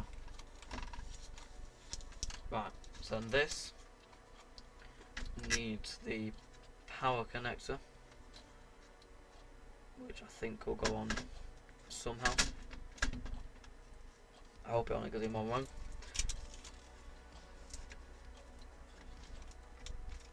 That sticker's already falling off again. This is what I mean about these stickers. But I take that one off to get fan cleaned. And then this one needs to plug in here for the USB.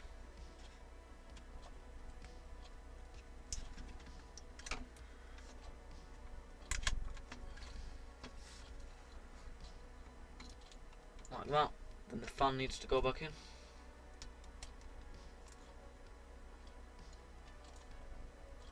And then you can start slossing it in somehow. Bring it around from there, swing it through. And then somehow this needs to go back in, which could be fun.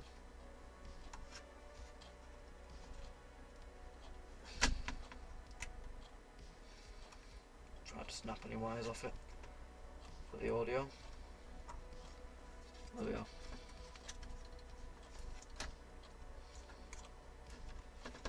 So now this should drop into here nicely like that. Check that the ports are lining up, which they are. Just a little bit that way. There we go. Right, that's good. So now I can plug whatever this thing is in. I seriously don't know why this would be here.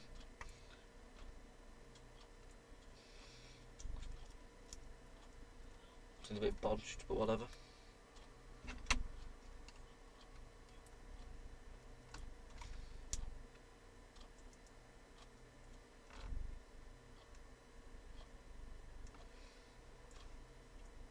That can plug into there. They've even gone to the effort to put little clips on the board for it. Like that. Right. So now, I think this type of screw was motherboard. I think there was one here. I think that was it for the motherboard screws. You can also see where we would have got, I think, a expansion cord slot. But again, on the poor spec machine, you don't get one of them.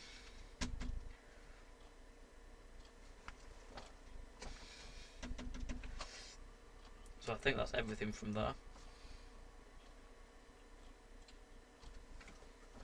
So let's have one last check about, see if I see anything. Don't think so. I think this can go back on now. Once I've put the screws in, I'll realise what I forgot, and we'll take it all back apart again for a bit of a laugh. But I think that's everything. So this needs installing.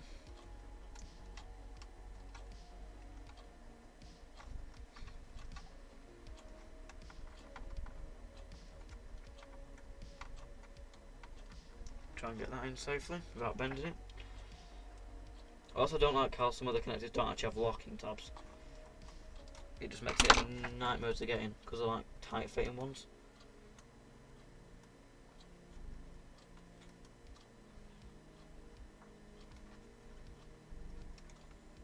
There we go, that's that in for the power button. not for the power button, for the... Does the power button go in? No, the power button goes in over that, yeah. So, this can be clipped in.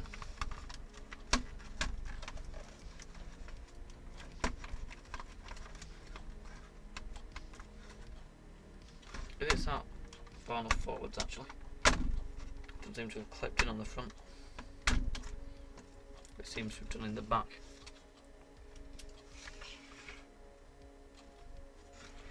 Well, if it's done in the back, it must be close enough in the front. No, it's not. It's definitely too far this way. Let me take it out again and see what's happened. Don't know how the back's clipped in and the front hasn't. There you go.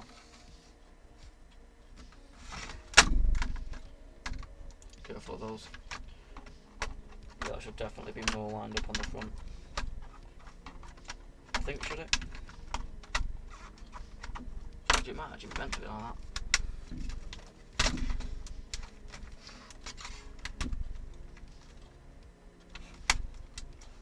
Oh, there you go, it's clipping in now.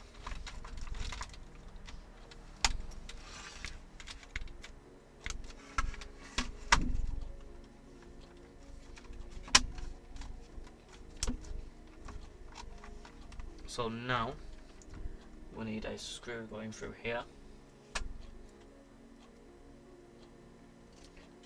Don't know how I'm meant to line that up. Not like that. Like that.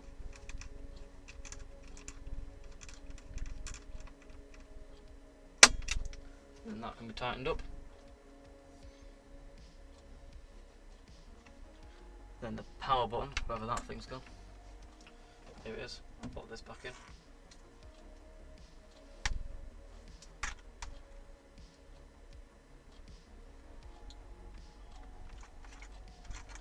Then this should just slot in like this. And this should just screw in. Gotta put the speakers in first.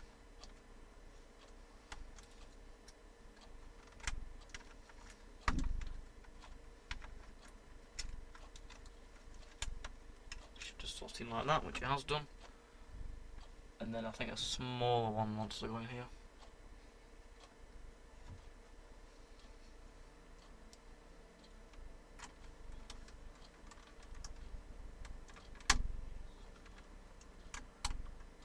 Like that. Of course, all the clips have just come out, which is great.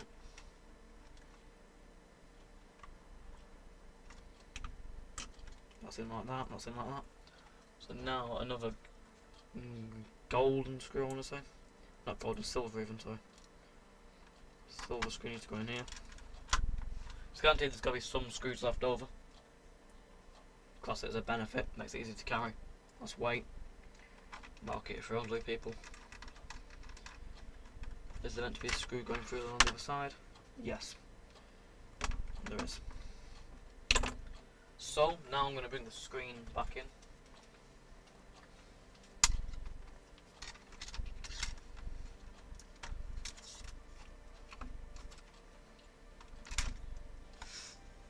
Sit that back in and then rest it against there while I put these screws in.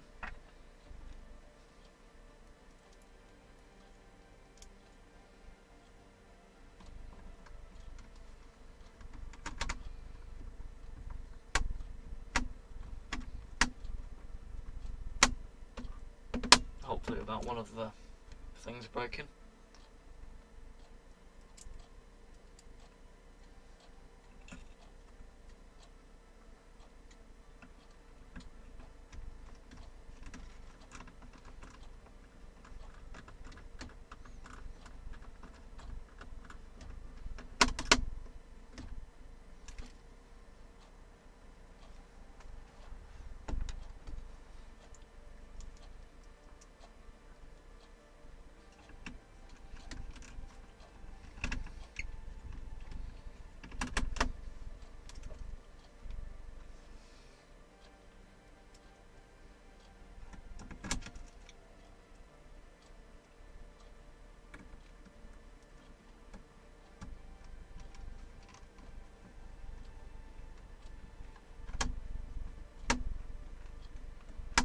Right, so there's a thing from the fan that I didn't know which way it was meant to go in properly. It seems to have found itself. I'm sure it's meant to go on the motherboard, but it's above it now.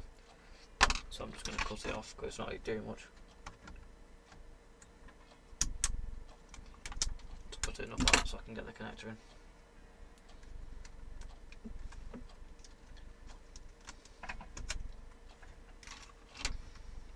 Keyword there being enough, that's not enough. Hold it like that and then plug it in. Nope. Try and just cut it off. Sorry about doing any good beans like that. Like that.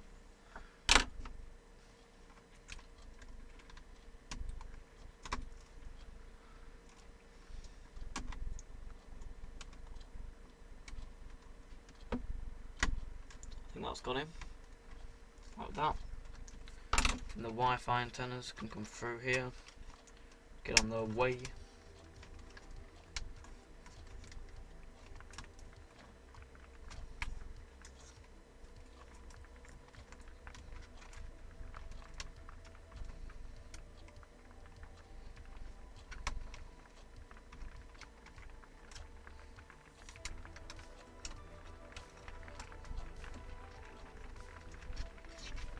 I'm aware that I haven't put many screws in, so I'm trying not to move it much, just because it'll all just fall apart. Right, so now I just carefully close the lid so I can turn it around and put the screws in. Not the screws from the keyboard.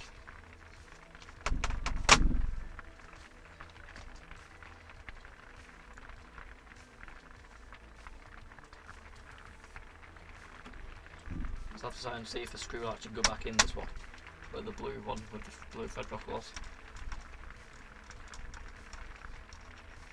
Whether it's just going to indefinitely spin. I think it's just going to indefinitely spin. It's not falling out, but it's just indefinitely spinning, but it's fine, I can say that. As long as the hinge works reliably.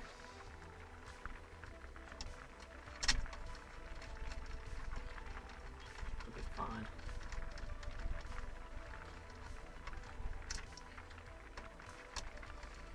This one will be cursed as well. I'm assuming it's a weak point on this laptop.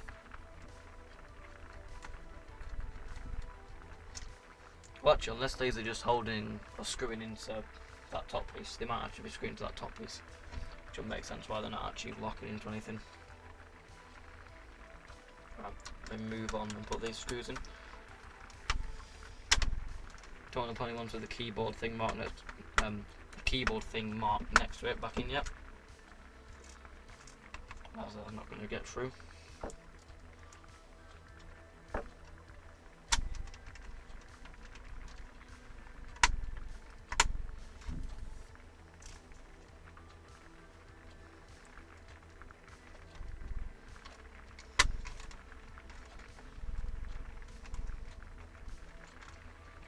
Can't forget to put the old standoffs back in for the Wi-Fi card that we don't even get. The pad's for it there, but we don't get it. Because I get them on the poor spec machine. For poor people. Right. Get these in. They should be a little bit more stable.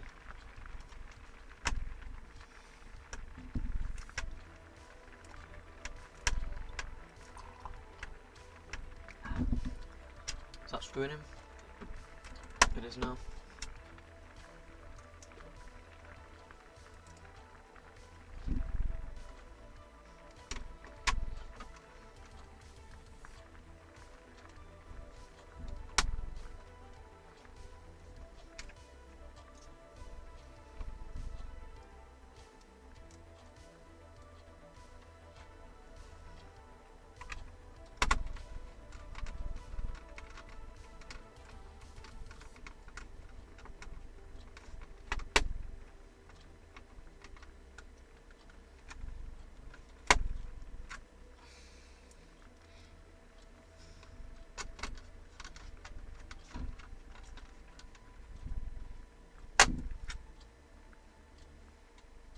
Right then, I'll leave these ones out for now. And I'll route this back to where the Wi-Fi card goes. I'll pop that back in. Give me a second.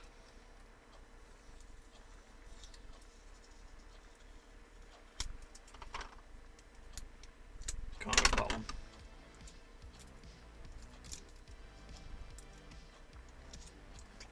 Get rid of that. Put any Wi-Fi card you want in. Right, install that, line it up, and then these two screws, I think.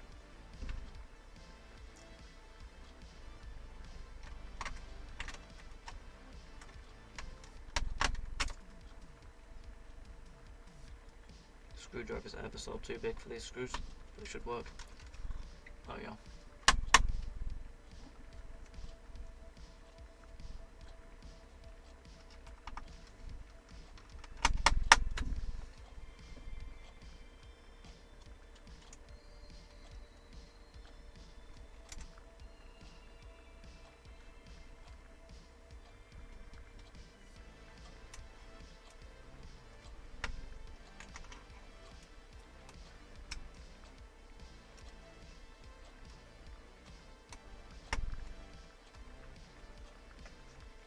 Like that.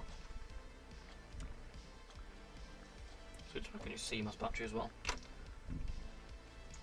And the hard drive in this. Have a little look. There's a 120GB one. I'm going to put this back in for now. However, I might upgrade later on to a 500GB hard drive. Well, actually just clean the crap off the side of it as well, because I've just done that again.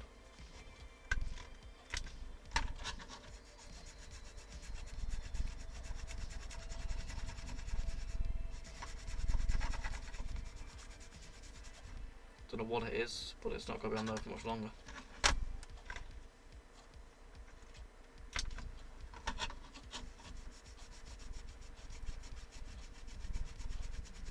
Saying that, it's been a bit stubborn. Scraping.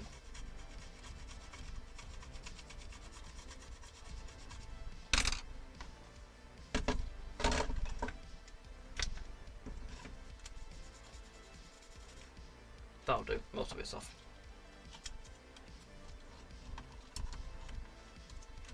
Now this can be installed back into here. That can be locked back down, like that. If I flip this round,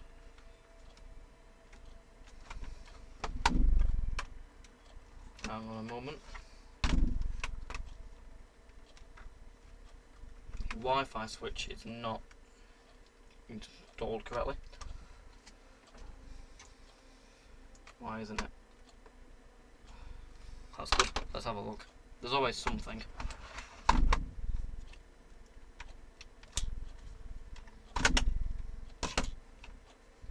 See if we can figure out why.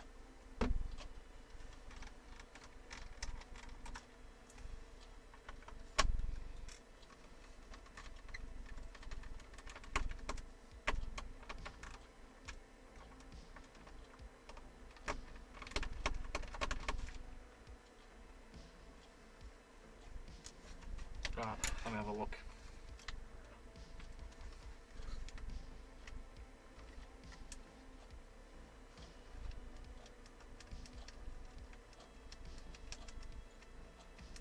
Oh, right, it's switching now.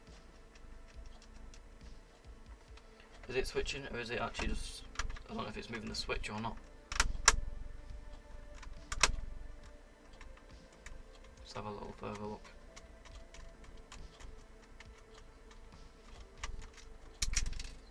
Just drop that there for now.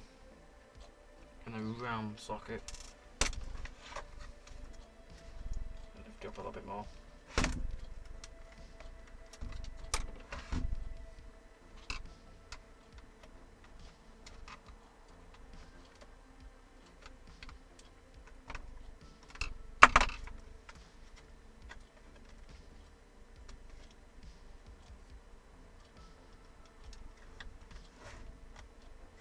and the motherboard actually isn't sat down all the way for some reason. So the switch isn't making good contact. Now it's switching, I think. If I can see in there, sort of light. Yeah, now it's switching.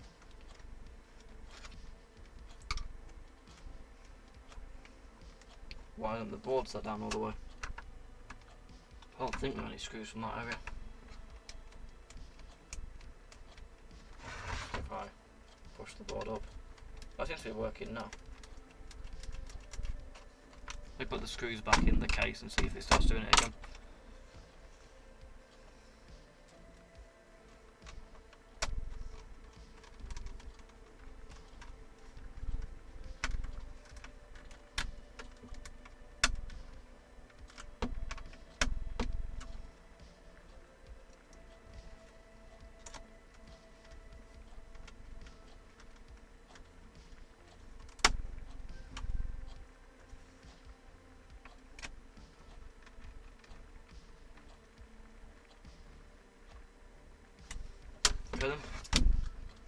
And yeah, the switch is still working. It wasn't sat down properly. Bit of a creaky hinge. And yeah, you can see where those screws were coming through, and there's just nothing there for it to screw into at the minute, which makes sense why it wasn't actually doing anything. So, freshly cleaned keyboard can go back in, I think.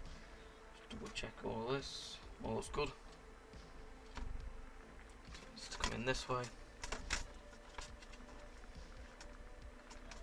A bit like that.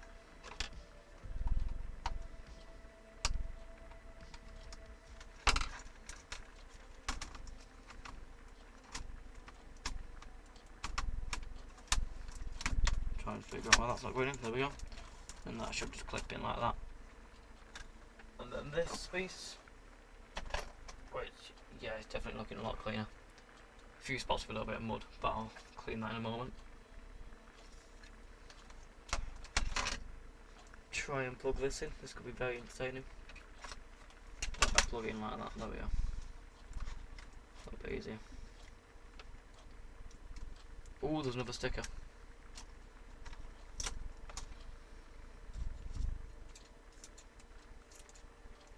There we go. Remove that.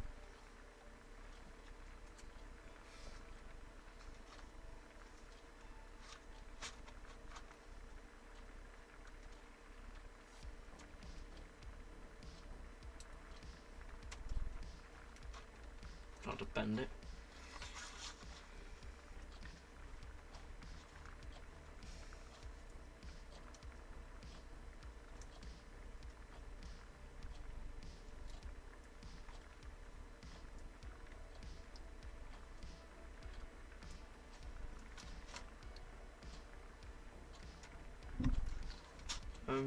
How's this going to come in now? I think it goes this way. Just being a geezer to get in.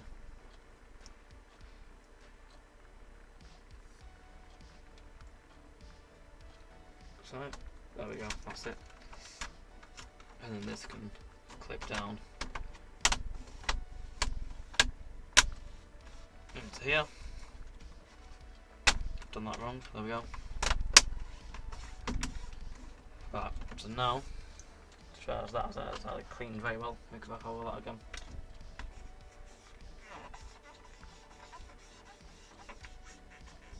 There we go over that once I've finished putting the screws back in, just make sure it's fully cleaned. Carefully shut that.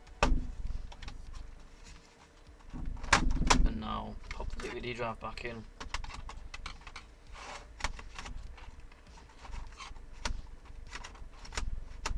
The right way around, preferably. Oh, that was the right way around.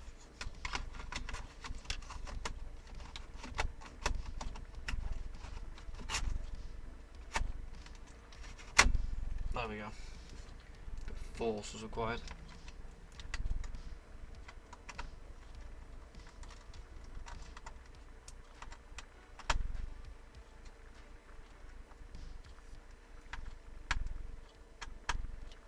That's that back in.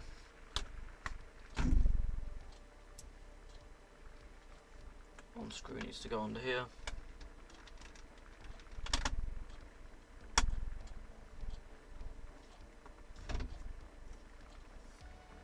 See if these will tighten up now as well. That one still doesn't want to. What about this one? That was letting me got a screw in it.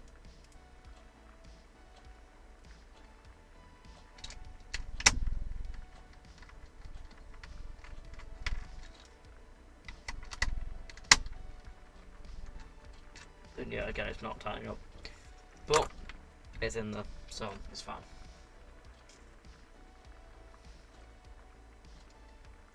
So now these can go back in.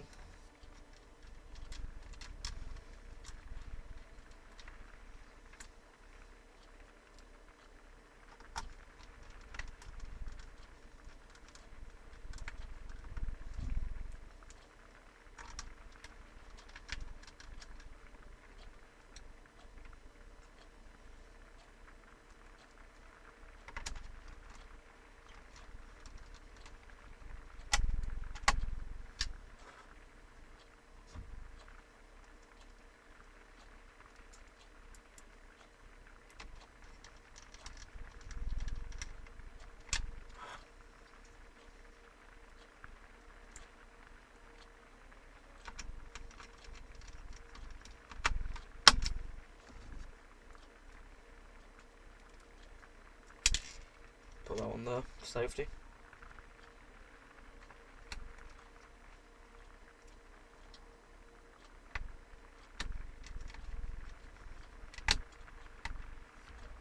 So now keyboard screws can go in. There's 3 screws on the side, and they were doing something, but I've forgotten what they were doing. And there's this. I forgot to put this back on. I need the VGA, which is this side. I'm assuming it'll be fine. I don't think there's anything metal knocking about though.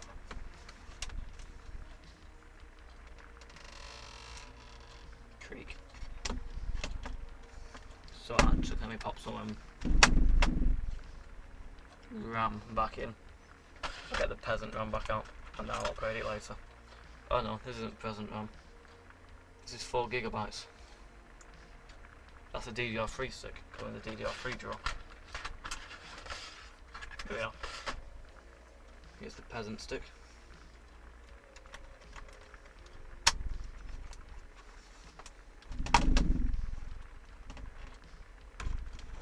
So, I will grab the charger and just check if it's working. Got a light on. Got a light on the power button.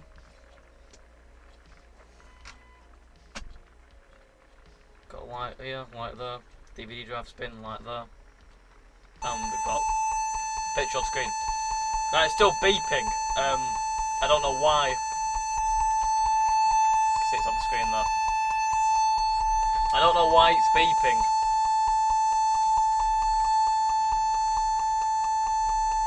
I'll wait for it to stop. There we go. And it shuts up again. So I don't know why it's beeping. Yeah, I know, to check some smells. I don't know why it's beeping.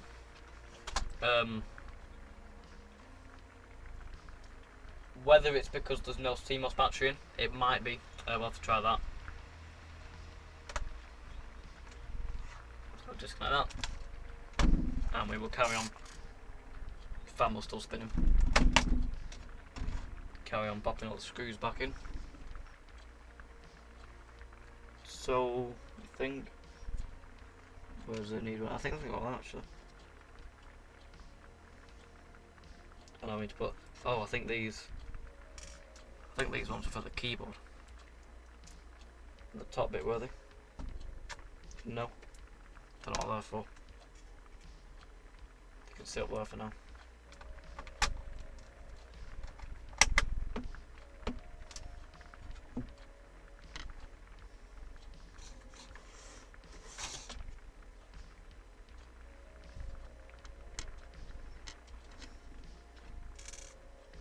Actually, saying that, there's 2 blue screws. Unless this is meant to be a blue screw, and it's just a bit longer. And I was wrong at the beginning.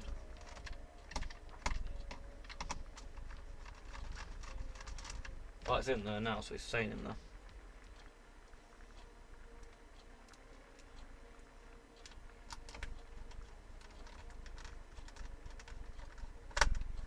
One.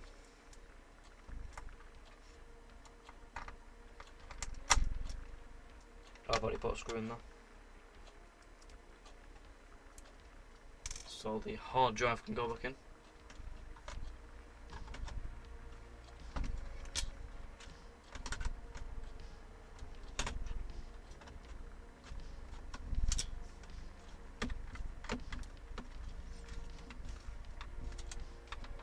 Like that.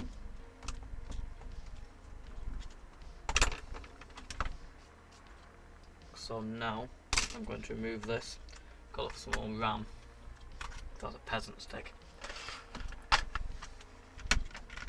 What's this stick? That's a gigabyte stick. What's this stick?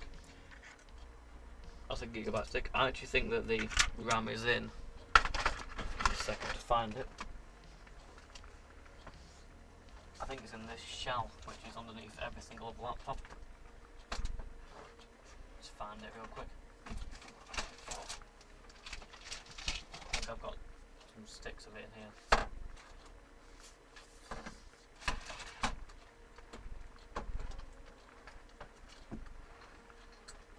Have a look.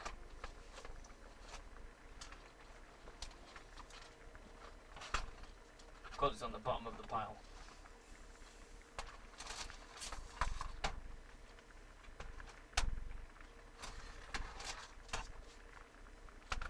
Here it is now.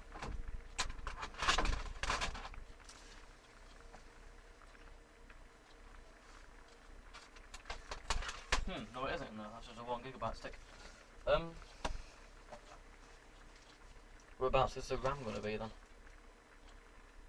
Actually I think it might not. Let me have a look. Cause I have two 2 gigabyte sticks somewhere. What's this stick here? That's a 2 gigabyte stick, that's one. Where's the second one gone? If I put it in the DDR3 bin? I doubt it. No. It's got to be knocking by here somewhere.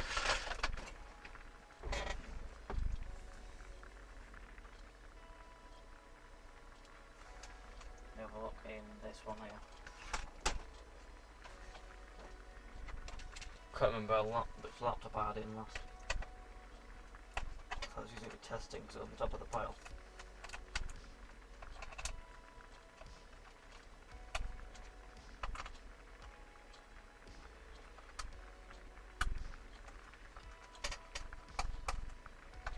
Have a look, I think it's in this one.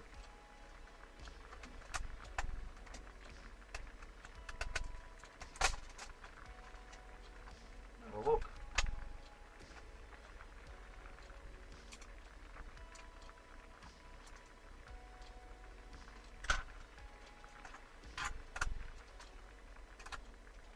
There we go, 2 gigabytes.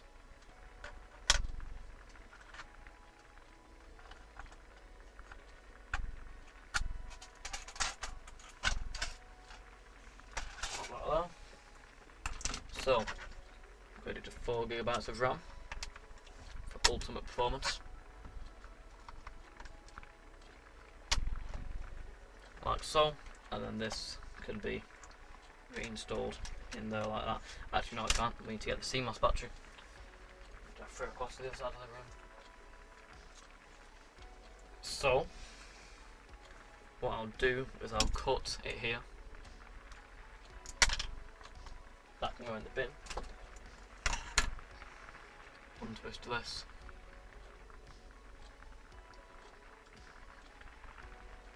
Let's move the laptop out of the way for a second.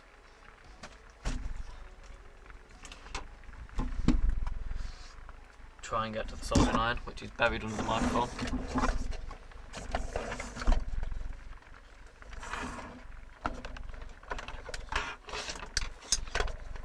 There we go. Put that on. So I'll let the cat out. The cat's trying to get out. Cool. Training. changed its mind.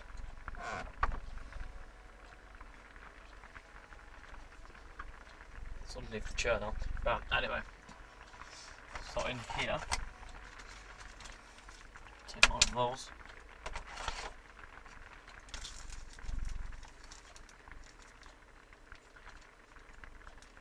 The temperature's not hot enough.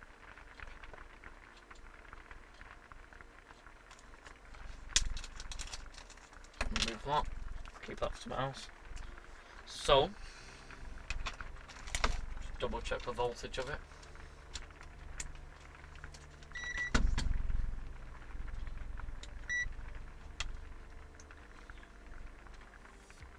You see 3.3 volts there, so that's a good battery.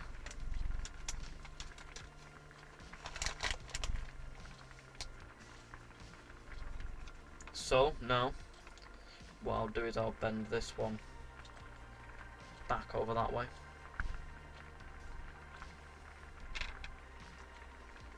Then solder the wires onto this, and then put a heat shrink around it.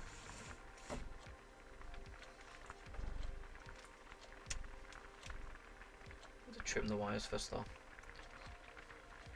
I think they might be a bit thin for this. I think good if I get an angle like that. There we go.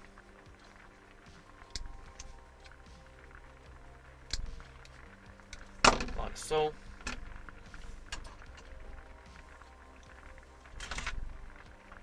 I'll grab this.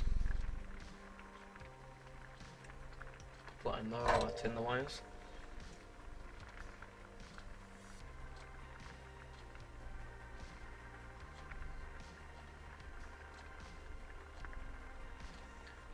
Like so. Now I can tin points on here.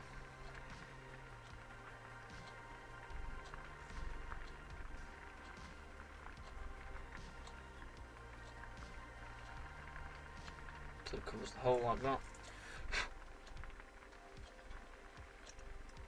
So I can making sure that I get them the right way around. And try and get the positive to go through there.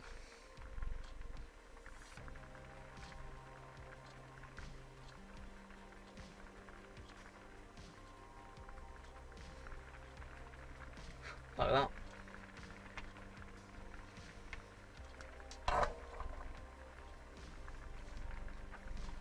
And then I can do the same for the negative without shorting the battery out.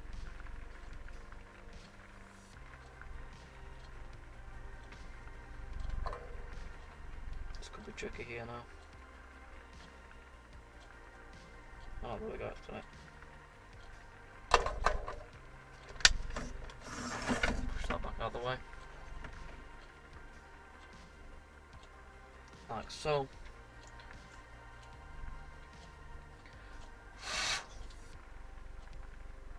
So that can be pushed down like that. And then if I found a black heat shrink, I think they should just about fit over one of these. No, I need to be a bigger one than that. I think I have. This one here should just about fit. A bit of force. Check that they're not going to short, which they aren't.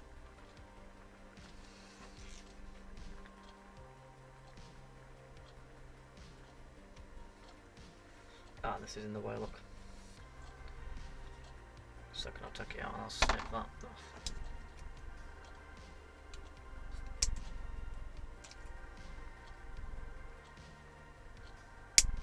Well, and try and get it to go over there like that. Then that can just be cut off. Actually, I'll leave it on, I've heated it. So now this can be shrunk.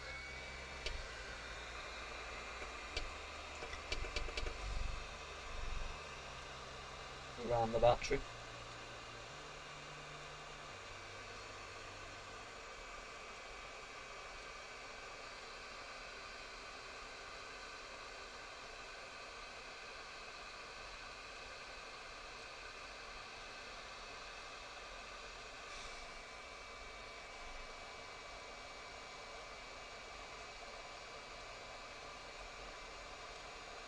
Like that. and then this can just be cut. And there, and then that's all. CMOS battery sorted. So move this out of the way, move that. Double check they're not shorting, which they aren't. And then bring this up. We can connect this, whichever way it's meant to connect. Just that way, I think.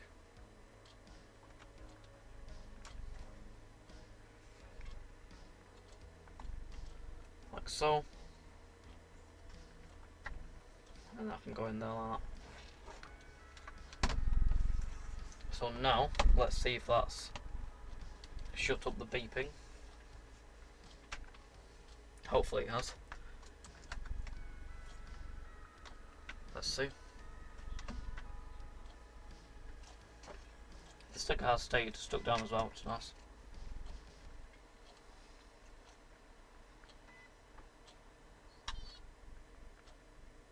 Get it restarted. I'm assuming it's set in the CMOS. It's a strange noise from the DVD drive. Well, I don't think that fixed the beeping.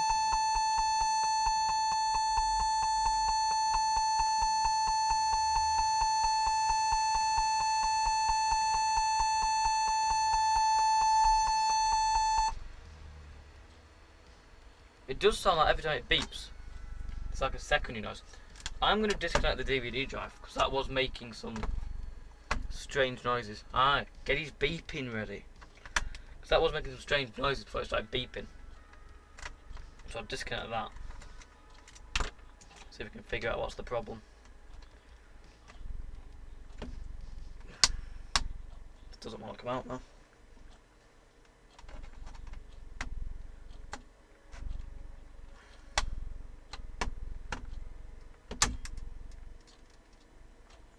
Really doesn't want to come out.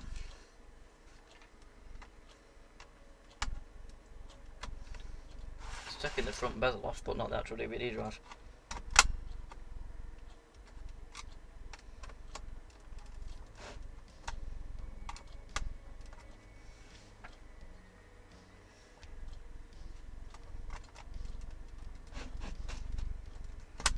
Try and get it out without snapping the front plate off.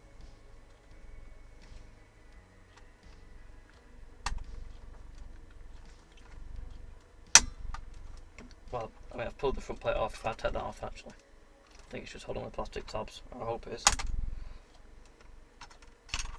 Yeah, there you go. Just don't know if I want to get the pliers around it to pull it out.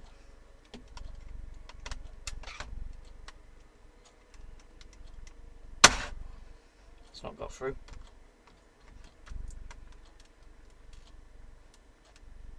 That's got it, I think. There we go.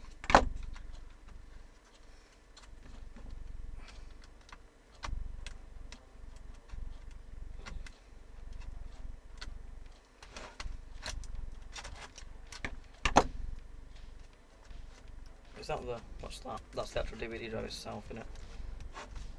I don't know what's happened here. But it ain't getting through. No, it's got through. The last stand is in here.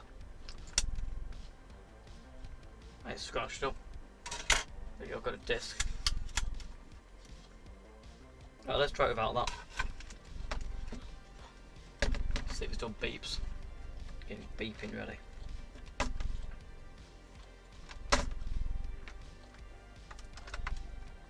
Let's see.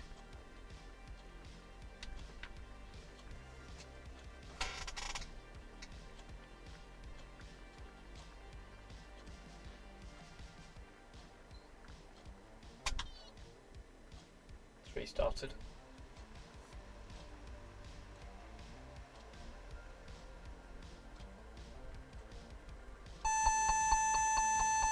Oh, it's beeping again. So it's not the DVD drive. So we can rule that out.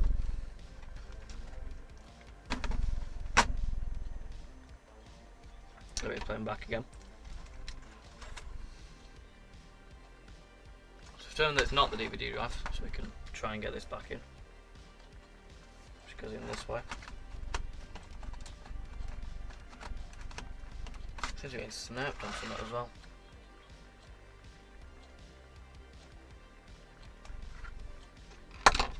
Is it getting stuck on?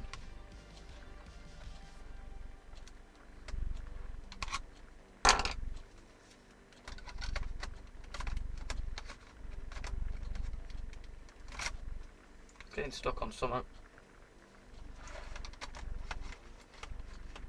You can see it's scratching actually, it's along here, isn't it? I've not put the screw for the... No, that's not where the... What's that one then? Because there's a screw in there that isn't in all the way. But I ain't taking all apart to get that out, so it's going to have to go in like that. This can be tucked back in.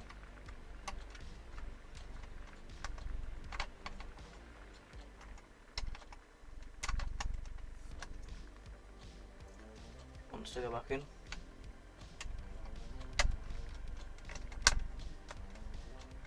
There we go. Right. I'll leave it around. Let's take out the Wi-Fi card next.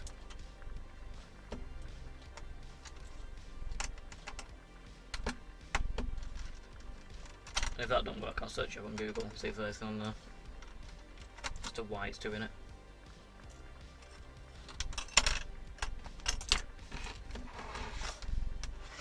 Make sure they don't short on anything. Bring them on the front here. Get the charge lead.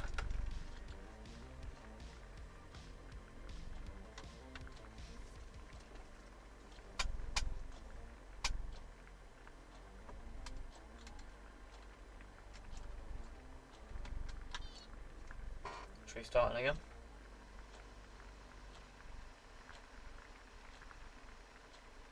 Strange to actually start, I don't know what's doing that. And it's still beeping. Let me go to the BIOS and see if there's anything there.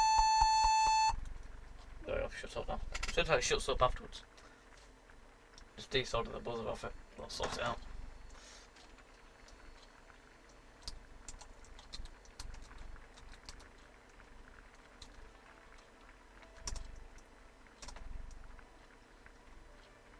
Media button playback sound. Don't know what that is, but I'm going to turn it off. I've turned it off.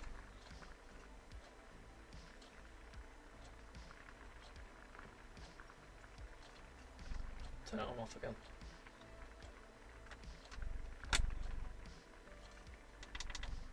Put it back in.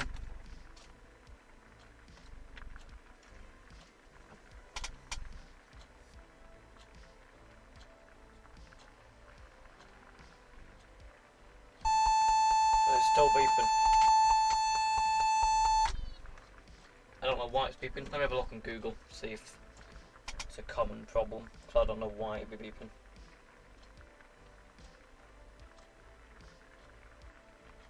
F500.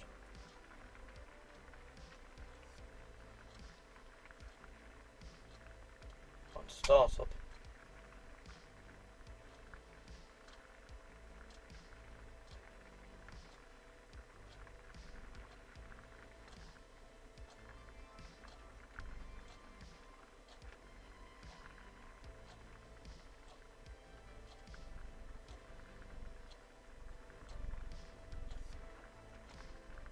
No, it doesn't on Google.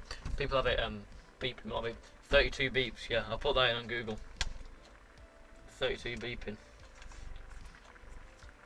I don't want to get through. Let me try disconnecting the keyboard. I don't think it'll be the keyboard. It's the battery. The battery, isn't it? That's a good idea. That I'll put the battery in. Battery's in. I'll try that.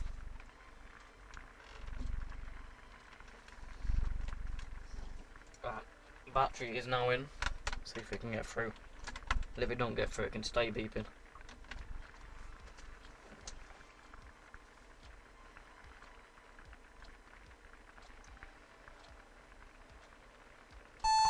No, it's still beeping.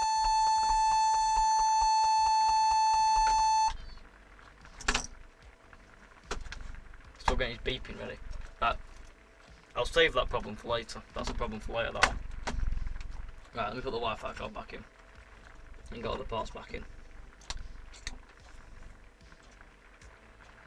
We'll sort that out later.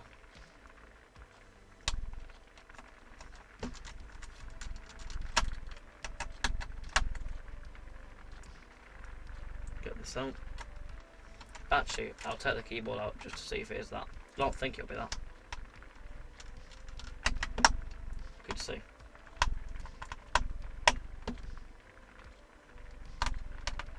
Let the charge without the boot without the charge plug in. That is a good idea, that. I'll take the keyboard out, see if it does it without, and then I'll try that.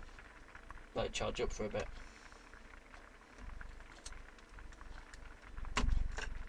That's all that's under here, innit? It might just be a low battery beep. If it is a low battery beep, it's the most stupidest thing ever.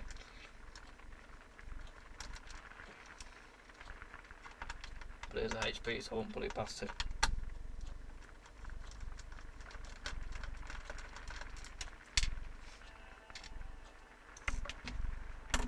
Right, hoping I can get the keyboard out without taking this bit. Now that bit's got to come out. That's good. 8 more screws of fun. Try on the short ones.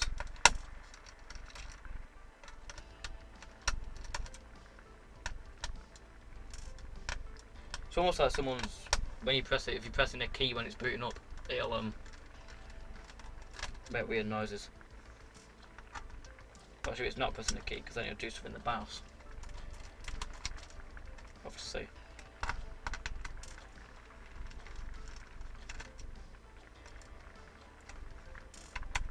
Just take the buzzer out, then it can't beep anymore. Problem solved.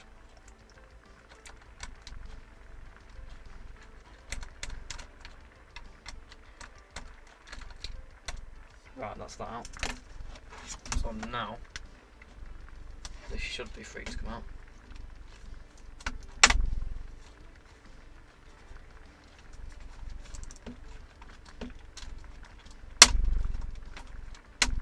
Like that.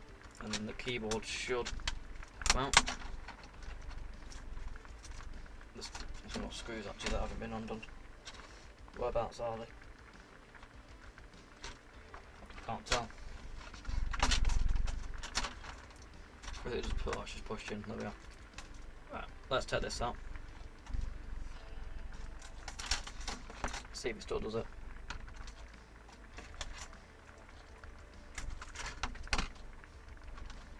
Put that back in so I can press the power button.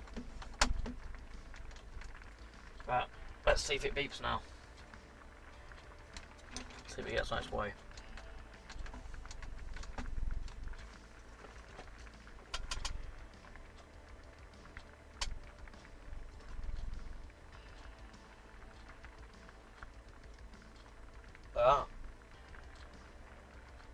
No beeping. It's a keyboard problem. It's strange because the keyboard works.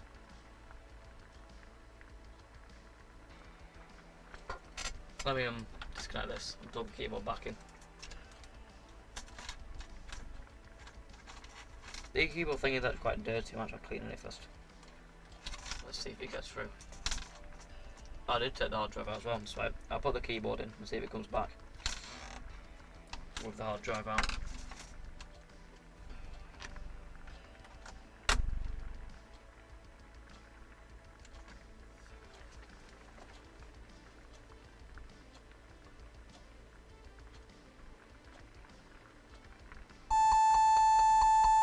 It's back again. So let me try disconnecting this.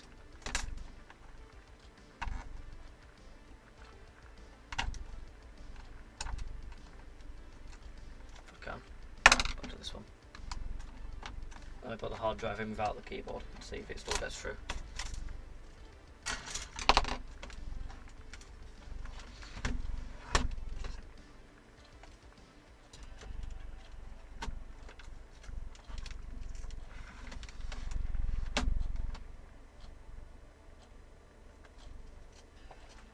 See if it can get on its way.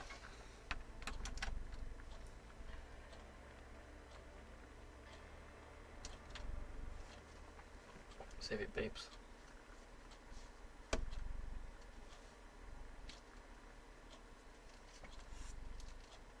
No, it feels like it's way. So it's looking like a faulty keyboard. What if I plug the keyboard after? So I have to do it to press start Windows normally.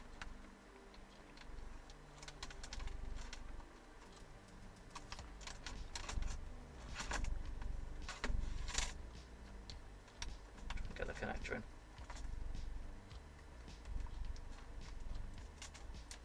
Start Windows normally.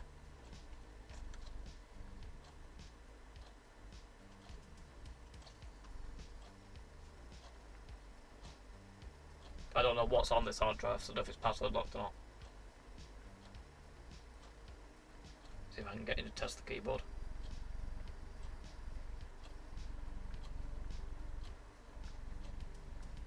Give it a few days to boot up.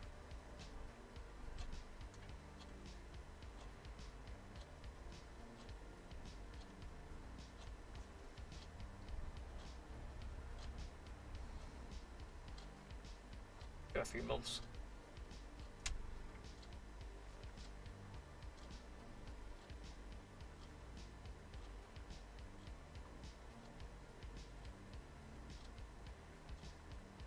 Gonna get through in a minute.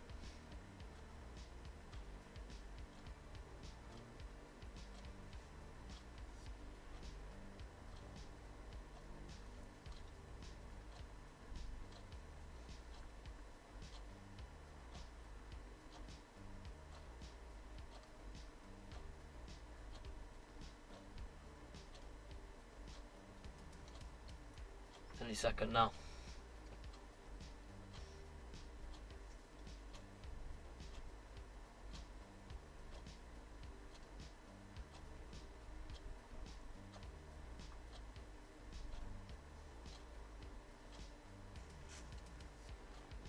Because if it is a key being pressed, if I open Notepad, it should start pressing itself, and I can go to that key and see if there's anything wrong with it. Probably that other key's stuck under one of them. At the hinge for the one that we found. I'm assuming there's about to be a lot of bloatware on this install.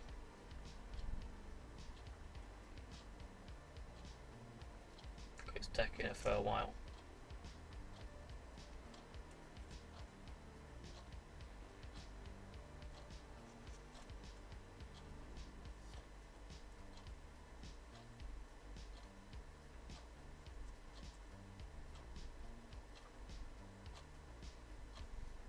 Is it actually ever going to boot up?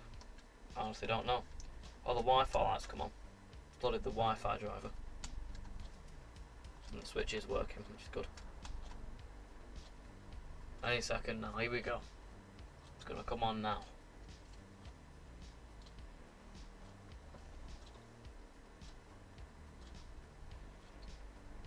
Any minute.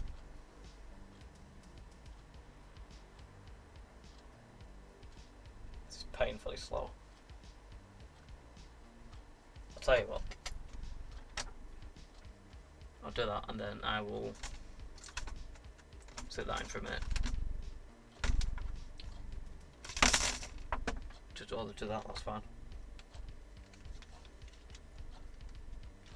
Take the hard drive out. Like that. And the keyboard.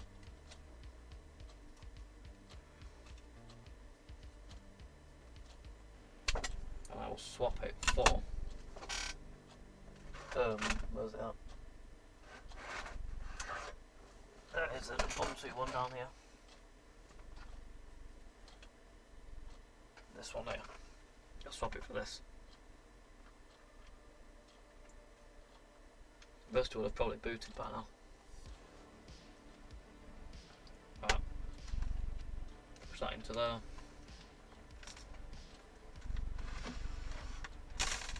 Pick this up.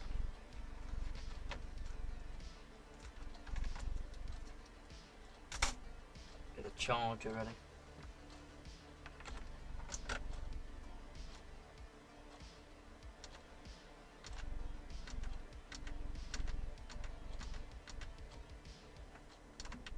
There we go. See if this boots up.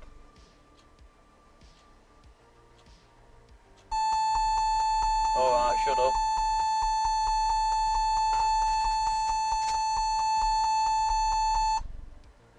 They do that.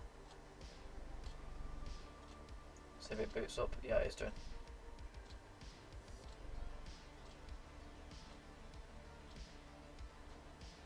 Showing that Vista installed is corrupt. Could did say about start prepare thing when I went to boot it up.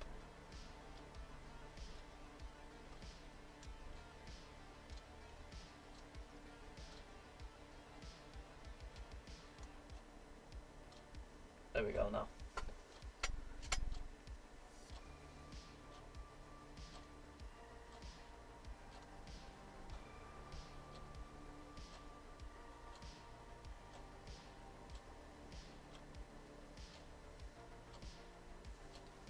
Get his fast computer ready. Well, 2 bus total drives. So here we go. We're in now.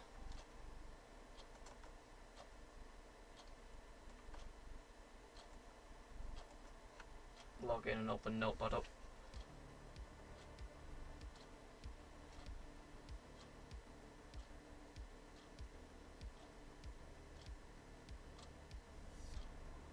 £9, so that's not bad. Get a keyboard.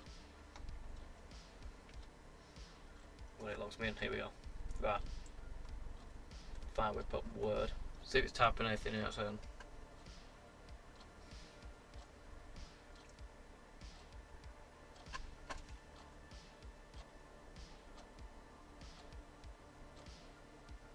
Nothing. Hold the hard drive, everything else I haven't screwed back in. See there if I sit it up like that.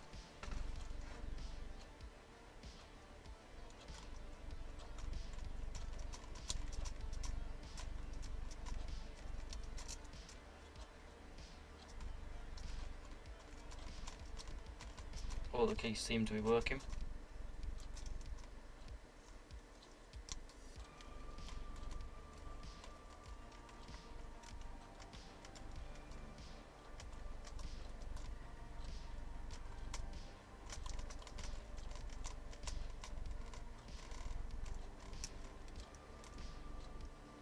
What's that? It's just the up arrow, won't do anything.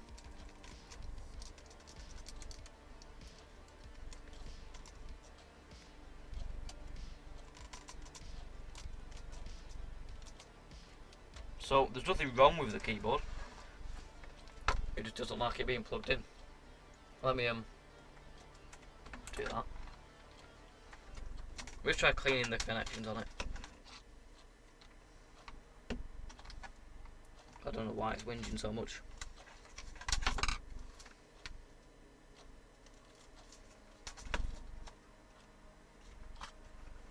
If it still does it, I'll leave it for now and then you can get a new keyboard in the future. But if the keyboard's working, whinging at start up.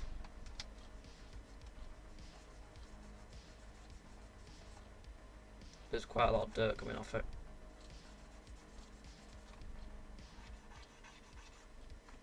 Try and clean in there as well.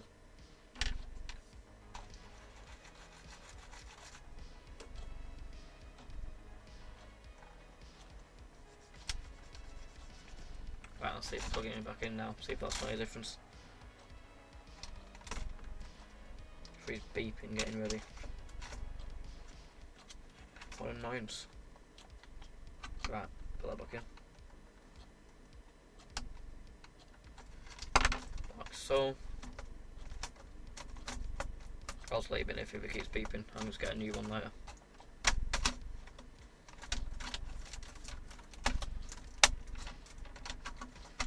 Try and get it to clip in, at least.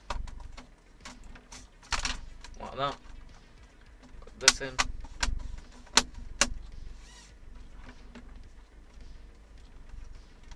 I might have to have a look for that in the BIOS, see if there's a error for the keyboard. That'd be a good idea, that. Let's see if cleaning it does anything.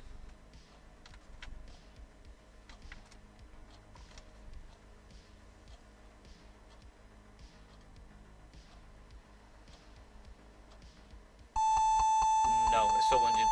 Then we'll go into the BIOS and see if that's in there.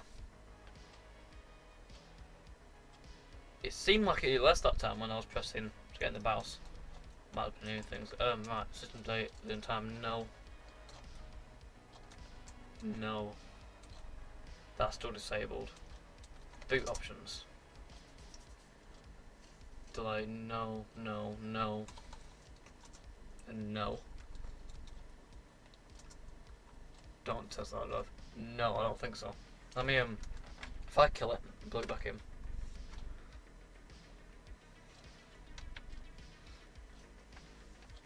If I press to get in the BIOS,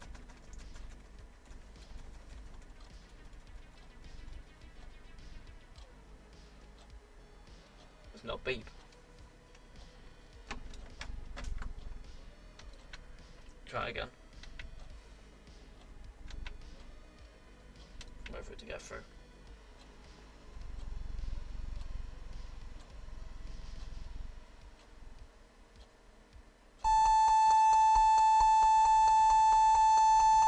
No, I can't. Won't let me in until it's finished. And then it shuts up.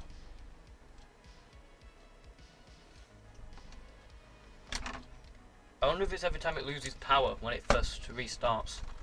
If I stick the battery in.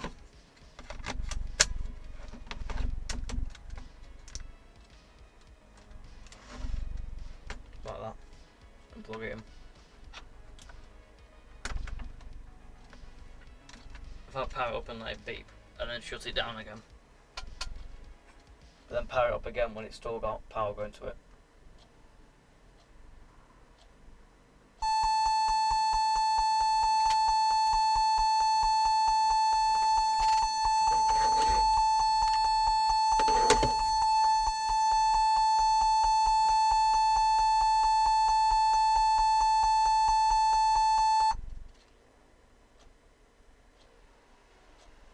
Just fully restarted that time. I don't know if it's the beeping. Oh, come on. It's got worse. There we go. Shut up. Right, so if I go into there, now I turn it off. And then turn it on again while keeping power going to it.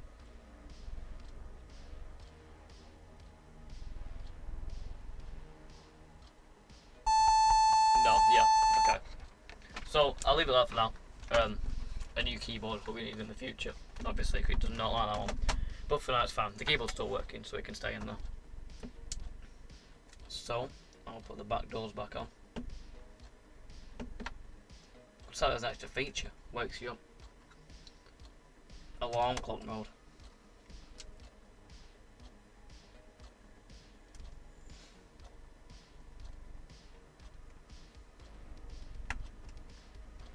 Right then, so that will need sticking down. Just grab some double-sided tape to stick that down. The scissors gone. Use these ones.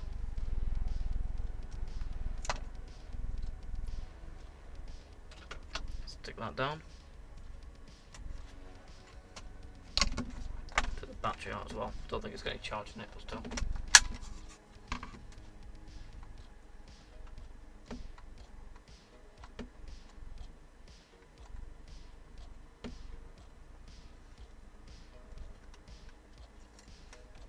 Then stick that in. Right, so now this door can go back on. Because everything's sorted in there.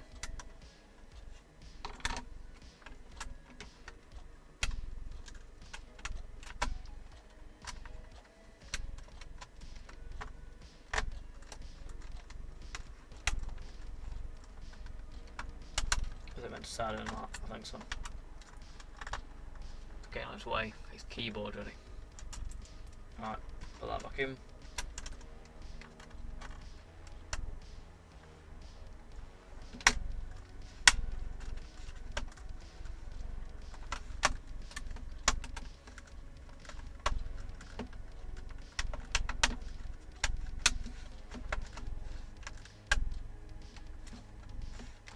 Like that, and then the hard drive bay. Actually, I'll take this. Oh, this could be difficult now. I've not put the thing on either. I'll put the 120 gig hard drive in, and then I'll reformat that. and install Windows 7 on it later on. Just going to grip to it.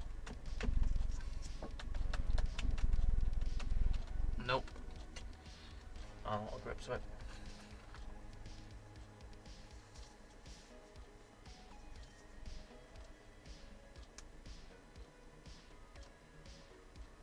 If I can get some.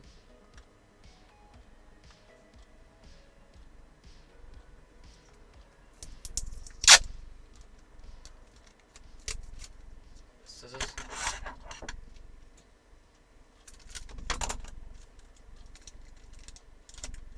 That hasn't worked.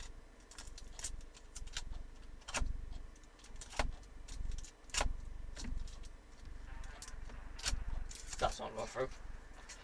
Try if I get through like that. See if that will get through. That's got through now. Put that back onto this one. It's got all the mounting hardware on it. And then install that into there. Then put the door back on.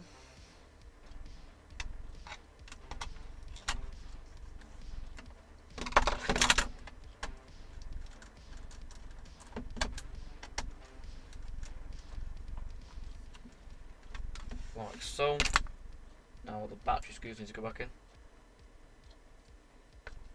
Try and get that through.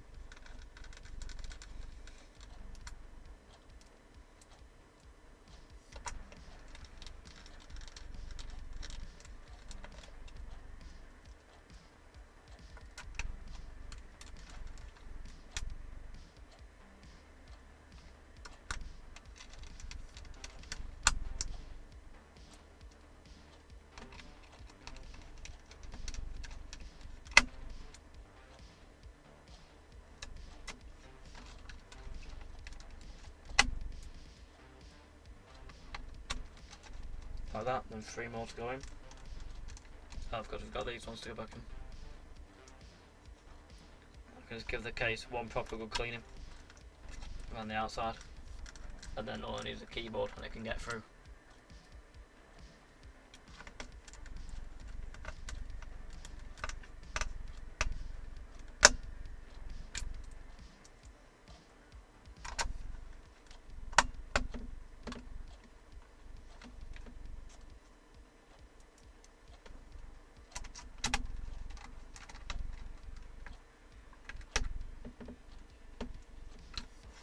I think that's all the screws. There's one left. That's fine. And I've just realised that I forgot to put in the special screws. Give me a second.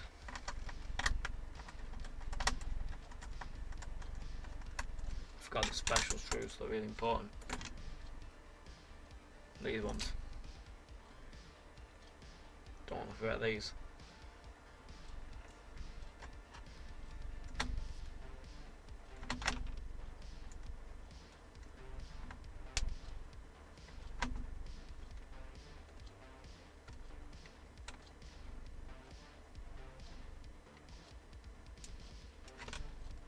That's one.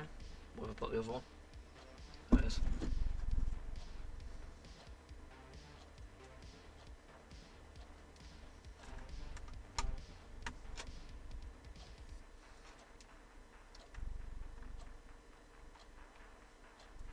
Try and screw it in now the Wi-Fi card's in, because that plastic won't bend anymore.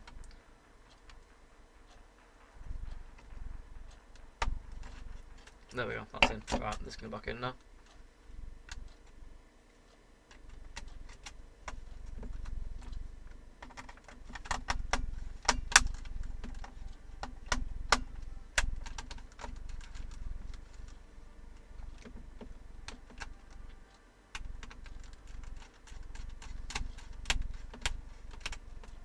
Why isn't this bit sat down here now?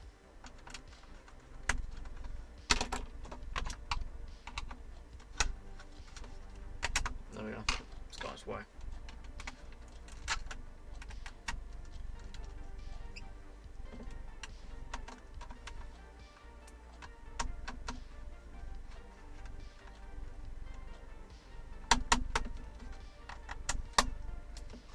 Like so, and the battery can be slotted in.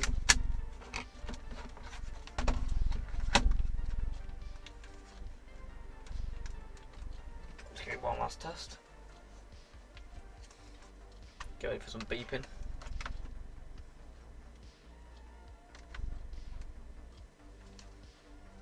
And is it still working?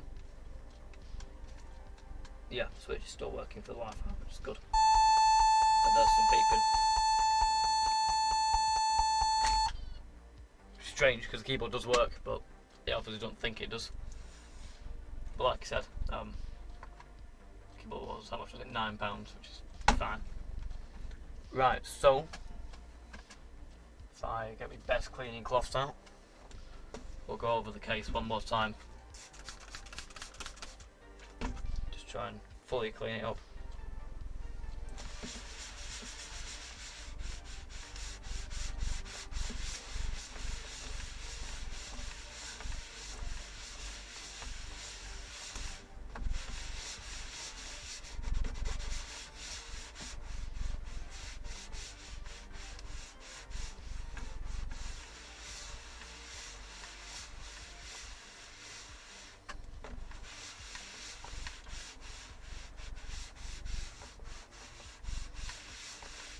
Great, that's the top looking better. Probably should have done the top last actually. Oh well. Let me check this down. Ultimate cleanliness. Try and do this without getting it inside. All over everything.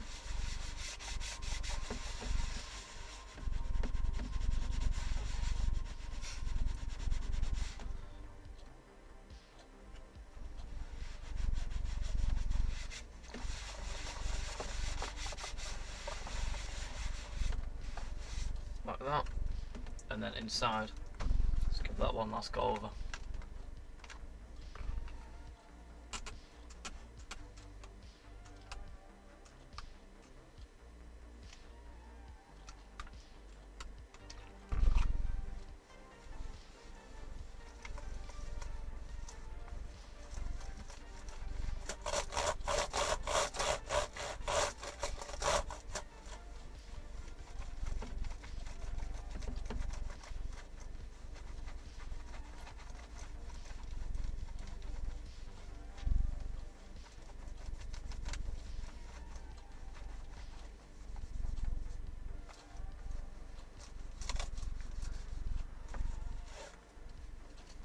Got the dust off the screen that's appeared while I've been working on it, and then just clean down in there. That's dirty again. Try to get it right in the crack there.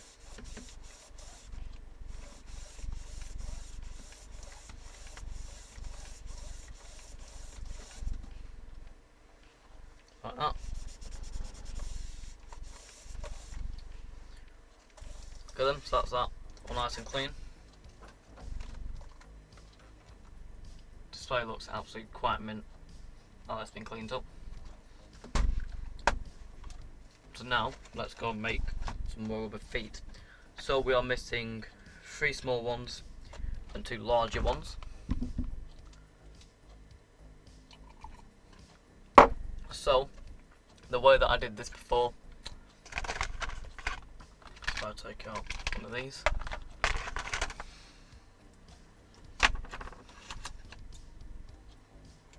I cut it into small sections.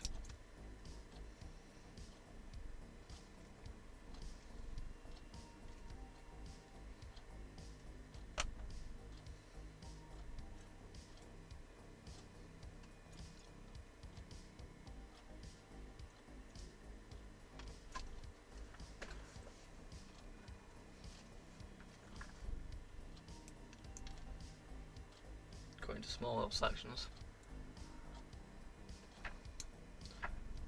I'll explain what the plan is.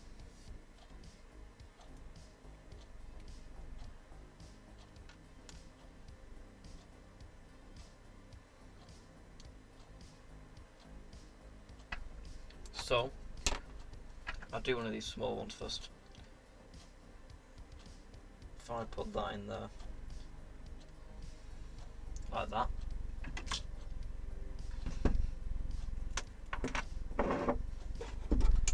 fire this up, get a small piece ready, get in there. That's not worked. Try with my finger, there we are. Try and get some more air moving. There we are.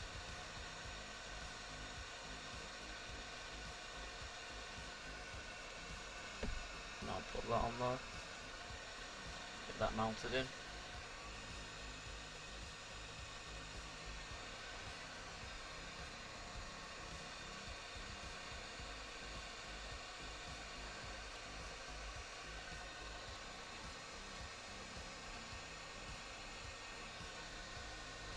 Like so. You can see there, if I bring it up to the camera, when that dries, yeah, it'll be stuck in there and just riz slightly above there. Cat fur got stuck in it though. Put that later. We can do the same for each one of these. So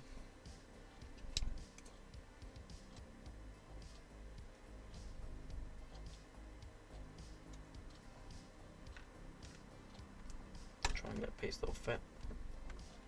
That should do, and then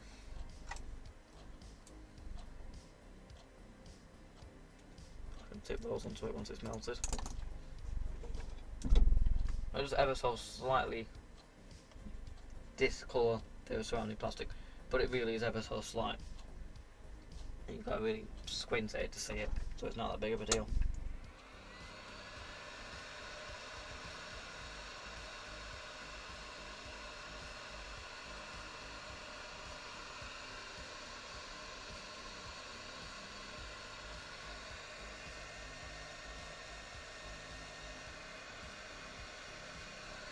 Spin it around to force it into all the little cracks.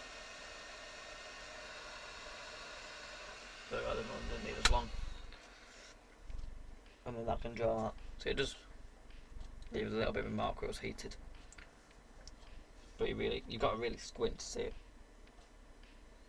So next one. Back for a second.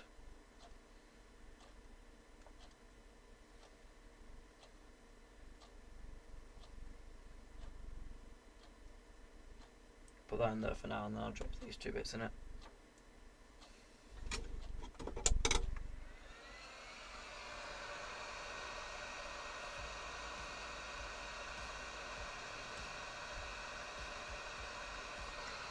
Escaping here.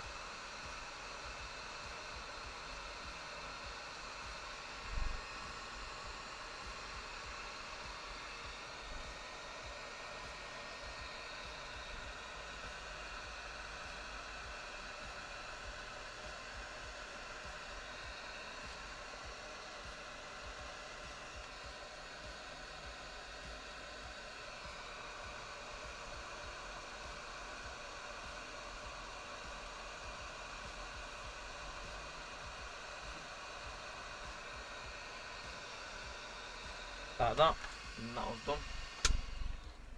You can see that this one's starting to cure now.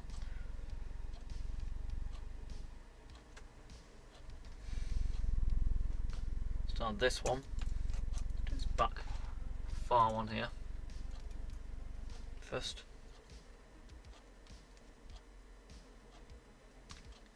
Got a few more little bits put in it.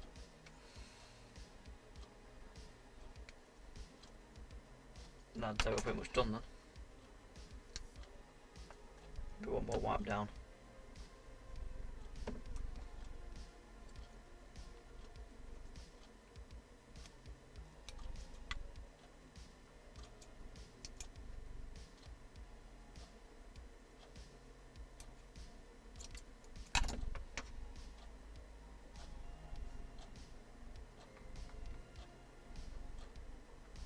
Let's get some more small little bits of coke just to put in where it's melted.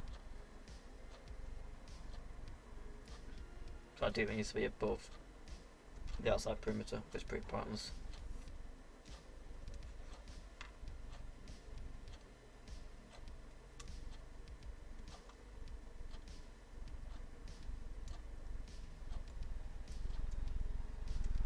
Right, let's do this one now.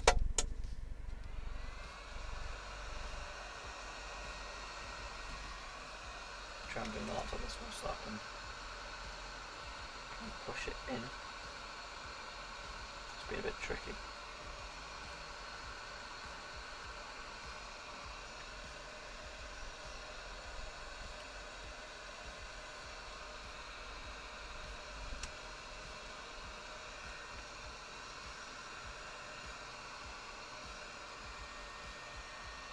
Fire a few of these in.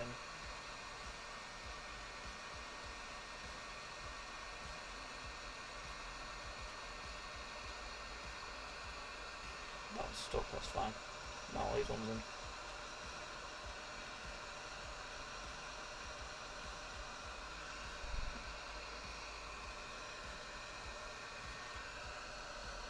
Drop that in.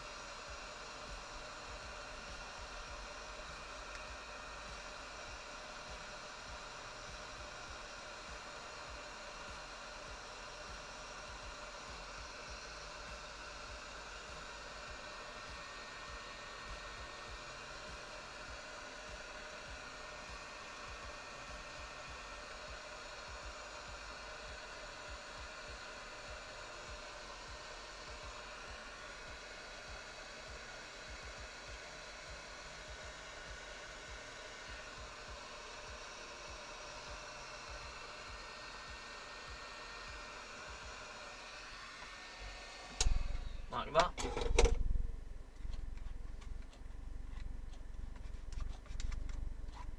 There's those strands that decided to melt around the sounding plastic. I'll have to clean those off.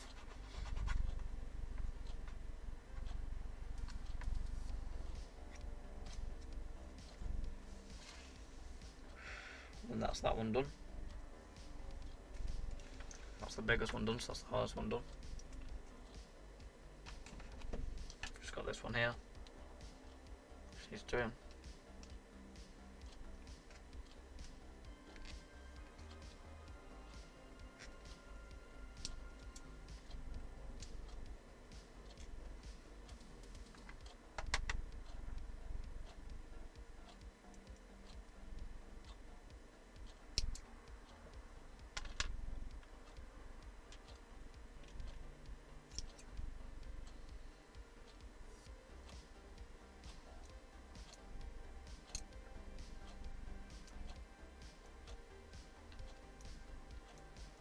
Try and get enough to put in this one.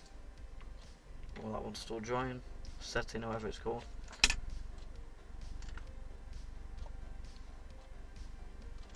It's a good size there. I think that was just a little bit too thick, so just cut some off.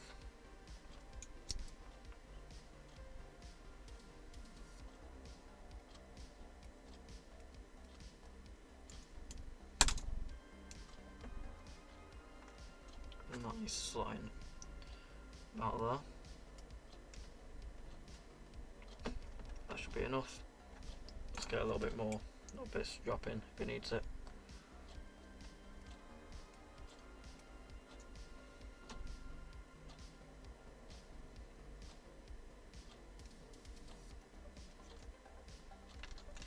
Like so. Shut the one out of the way where it's going to be heated. So it'll melt again.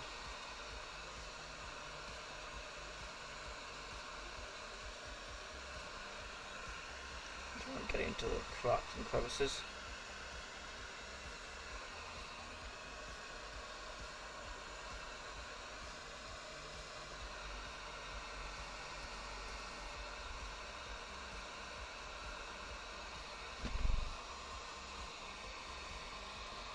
Some more of these welded on.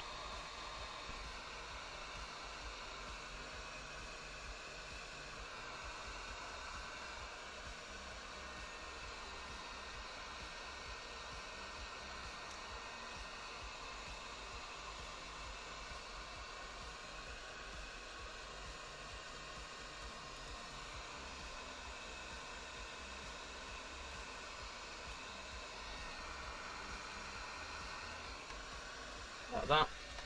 So then that is all of our rubber feet done. Remove this excess glue, pop that back in the tray. Well, so you can see these ones have cured down here. I'll bring it up. So now what I'm going to do is, I think I have a permanent marker. I'm just going to go over and these, colour them black.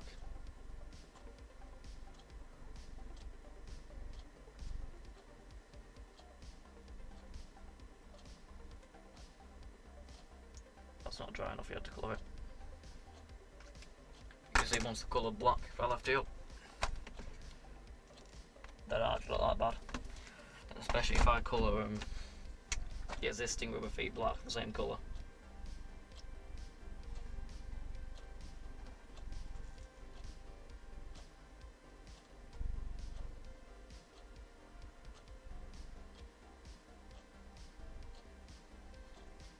Like that. Don't look half bad. If I just let this dry, pick off all the little bits of hot glue that's spilt around it. Still warm around there.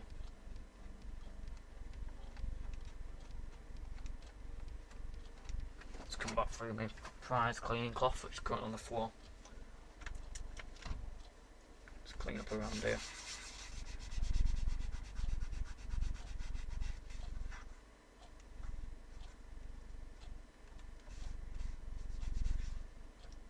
Strand off.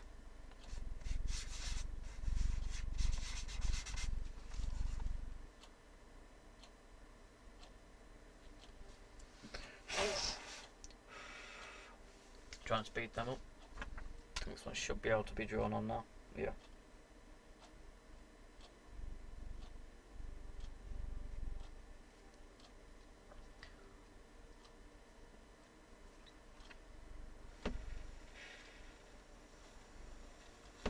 Cool it down a bit quicker. There's some dirt there as well, ingrained in we've just seen. So I'll go back over that with some glass cleaner.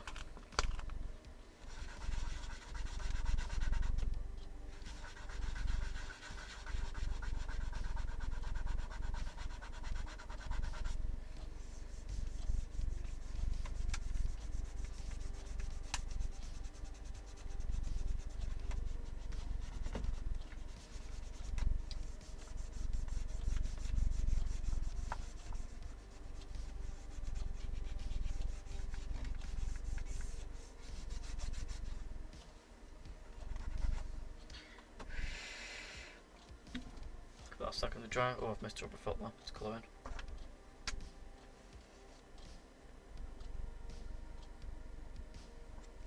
Like that.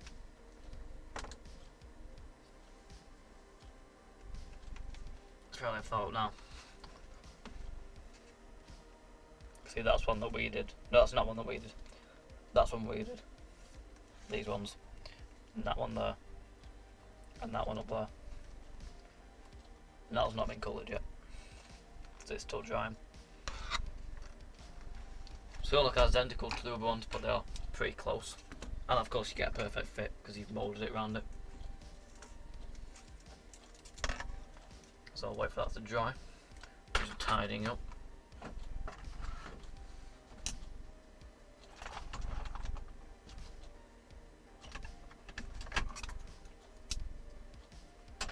Of course there are a few screws that are knocking about.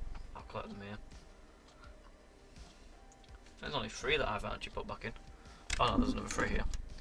There you go, 6 screws not put back in. Not bad. That's going to fall apart.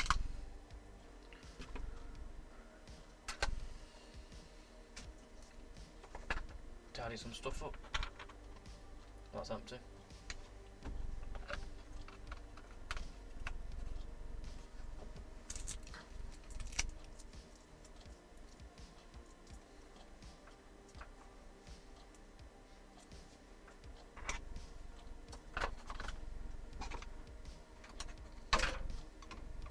Is it dried yet? I think it's dried enough to colour. Yeah, there we are.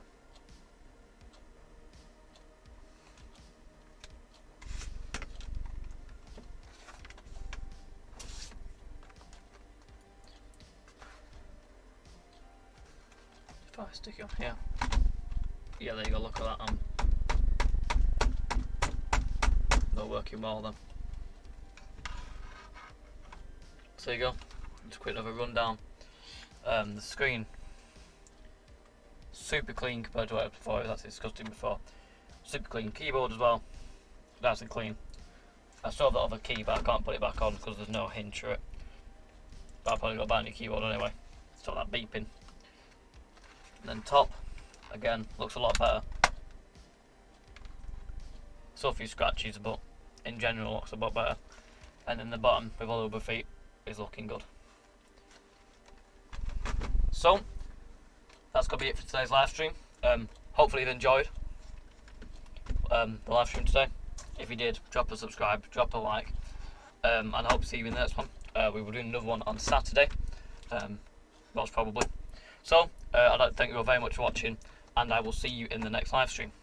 Goodbye.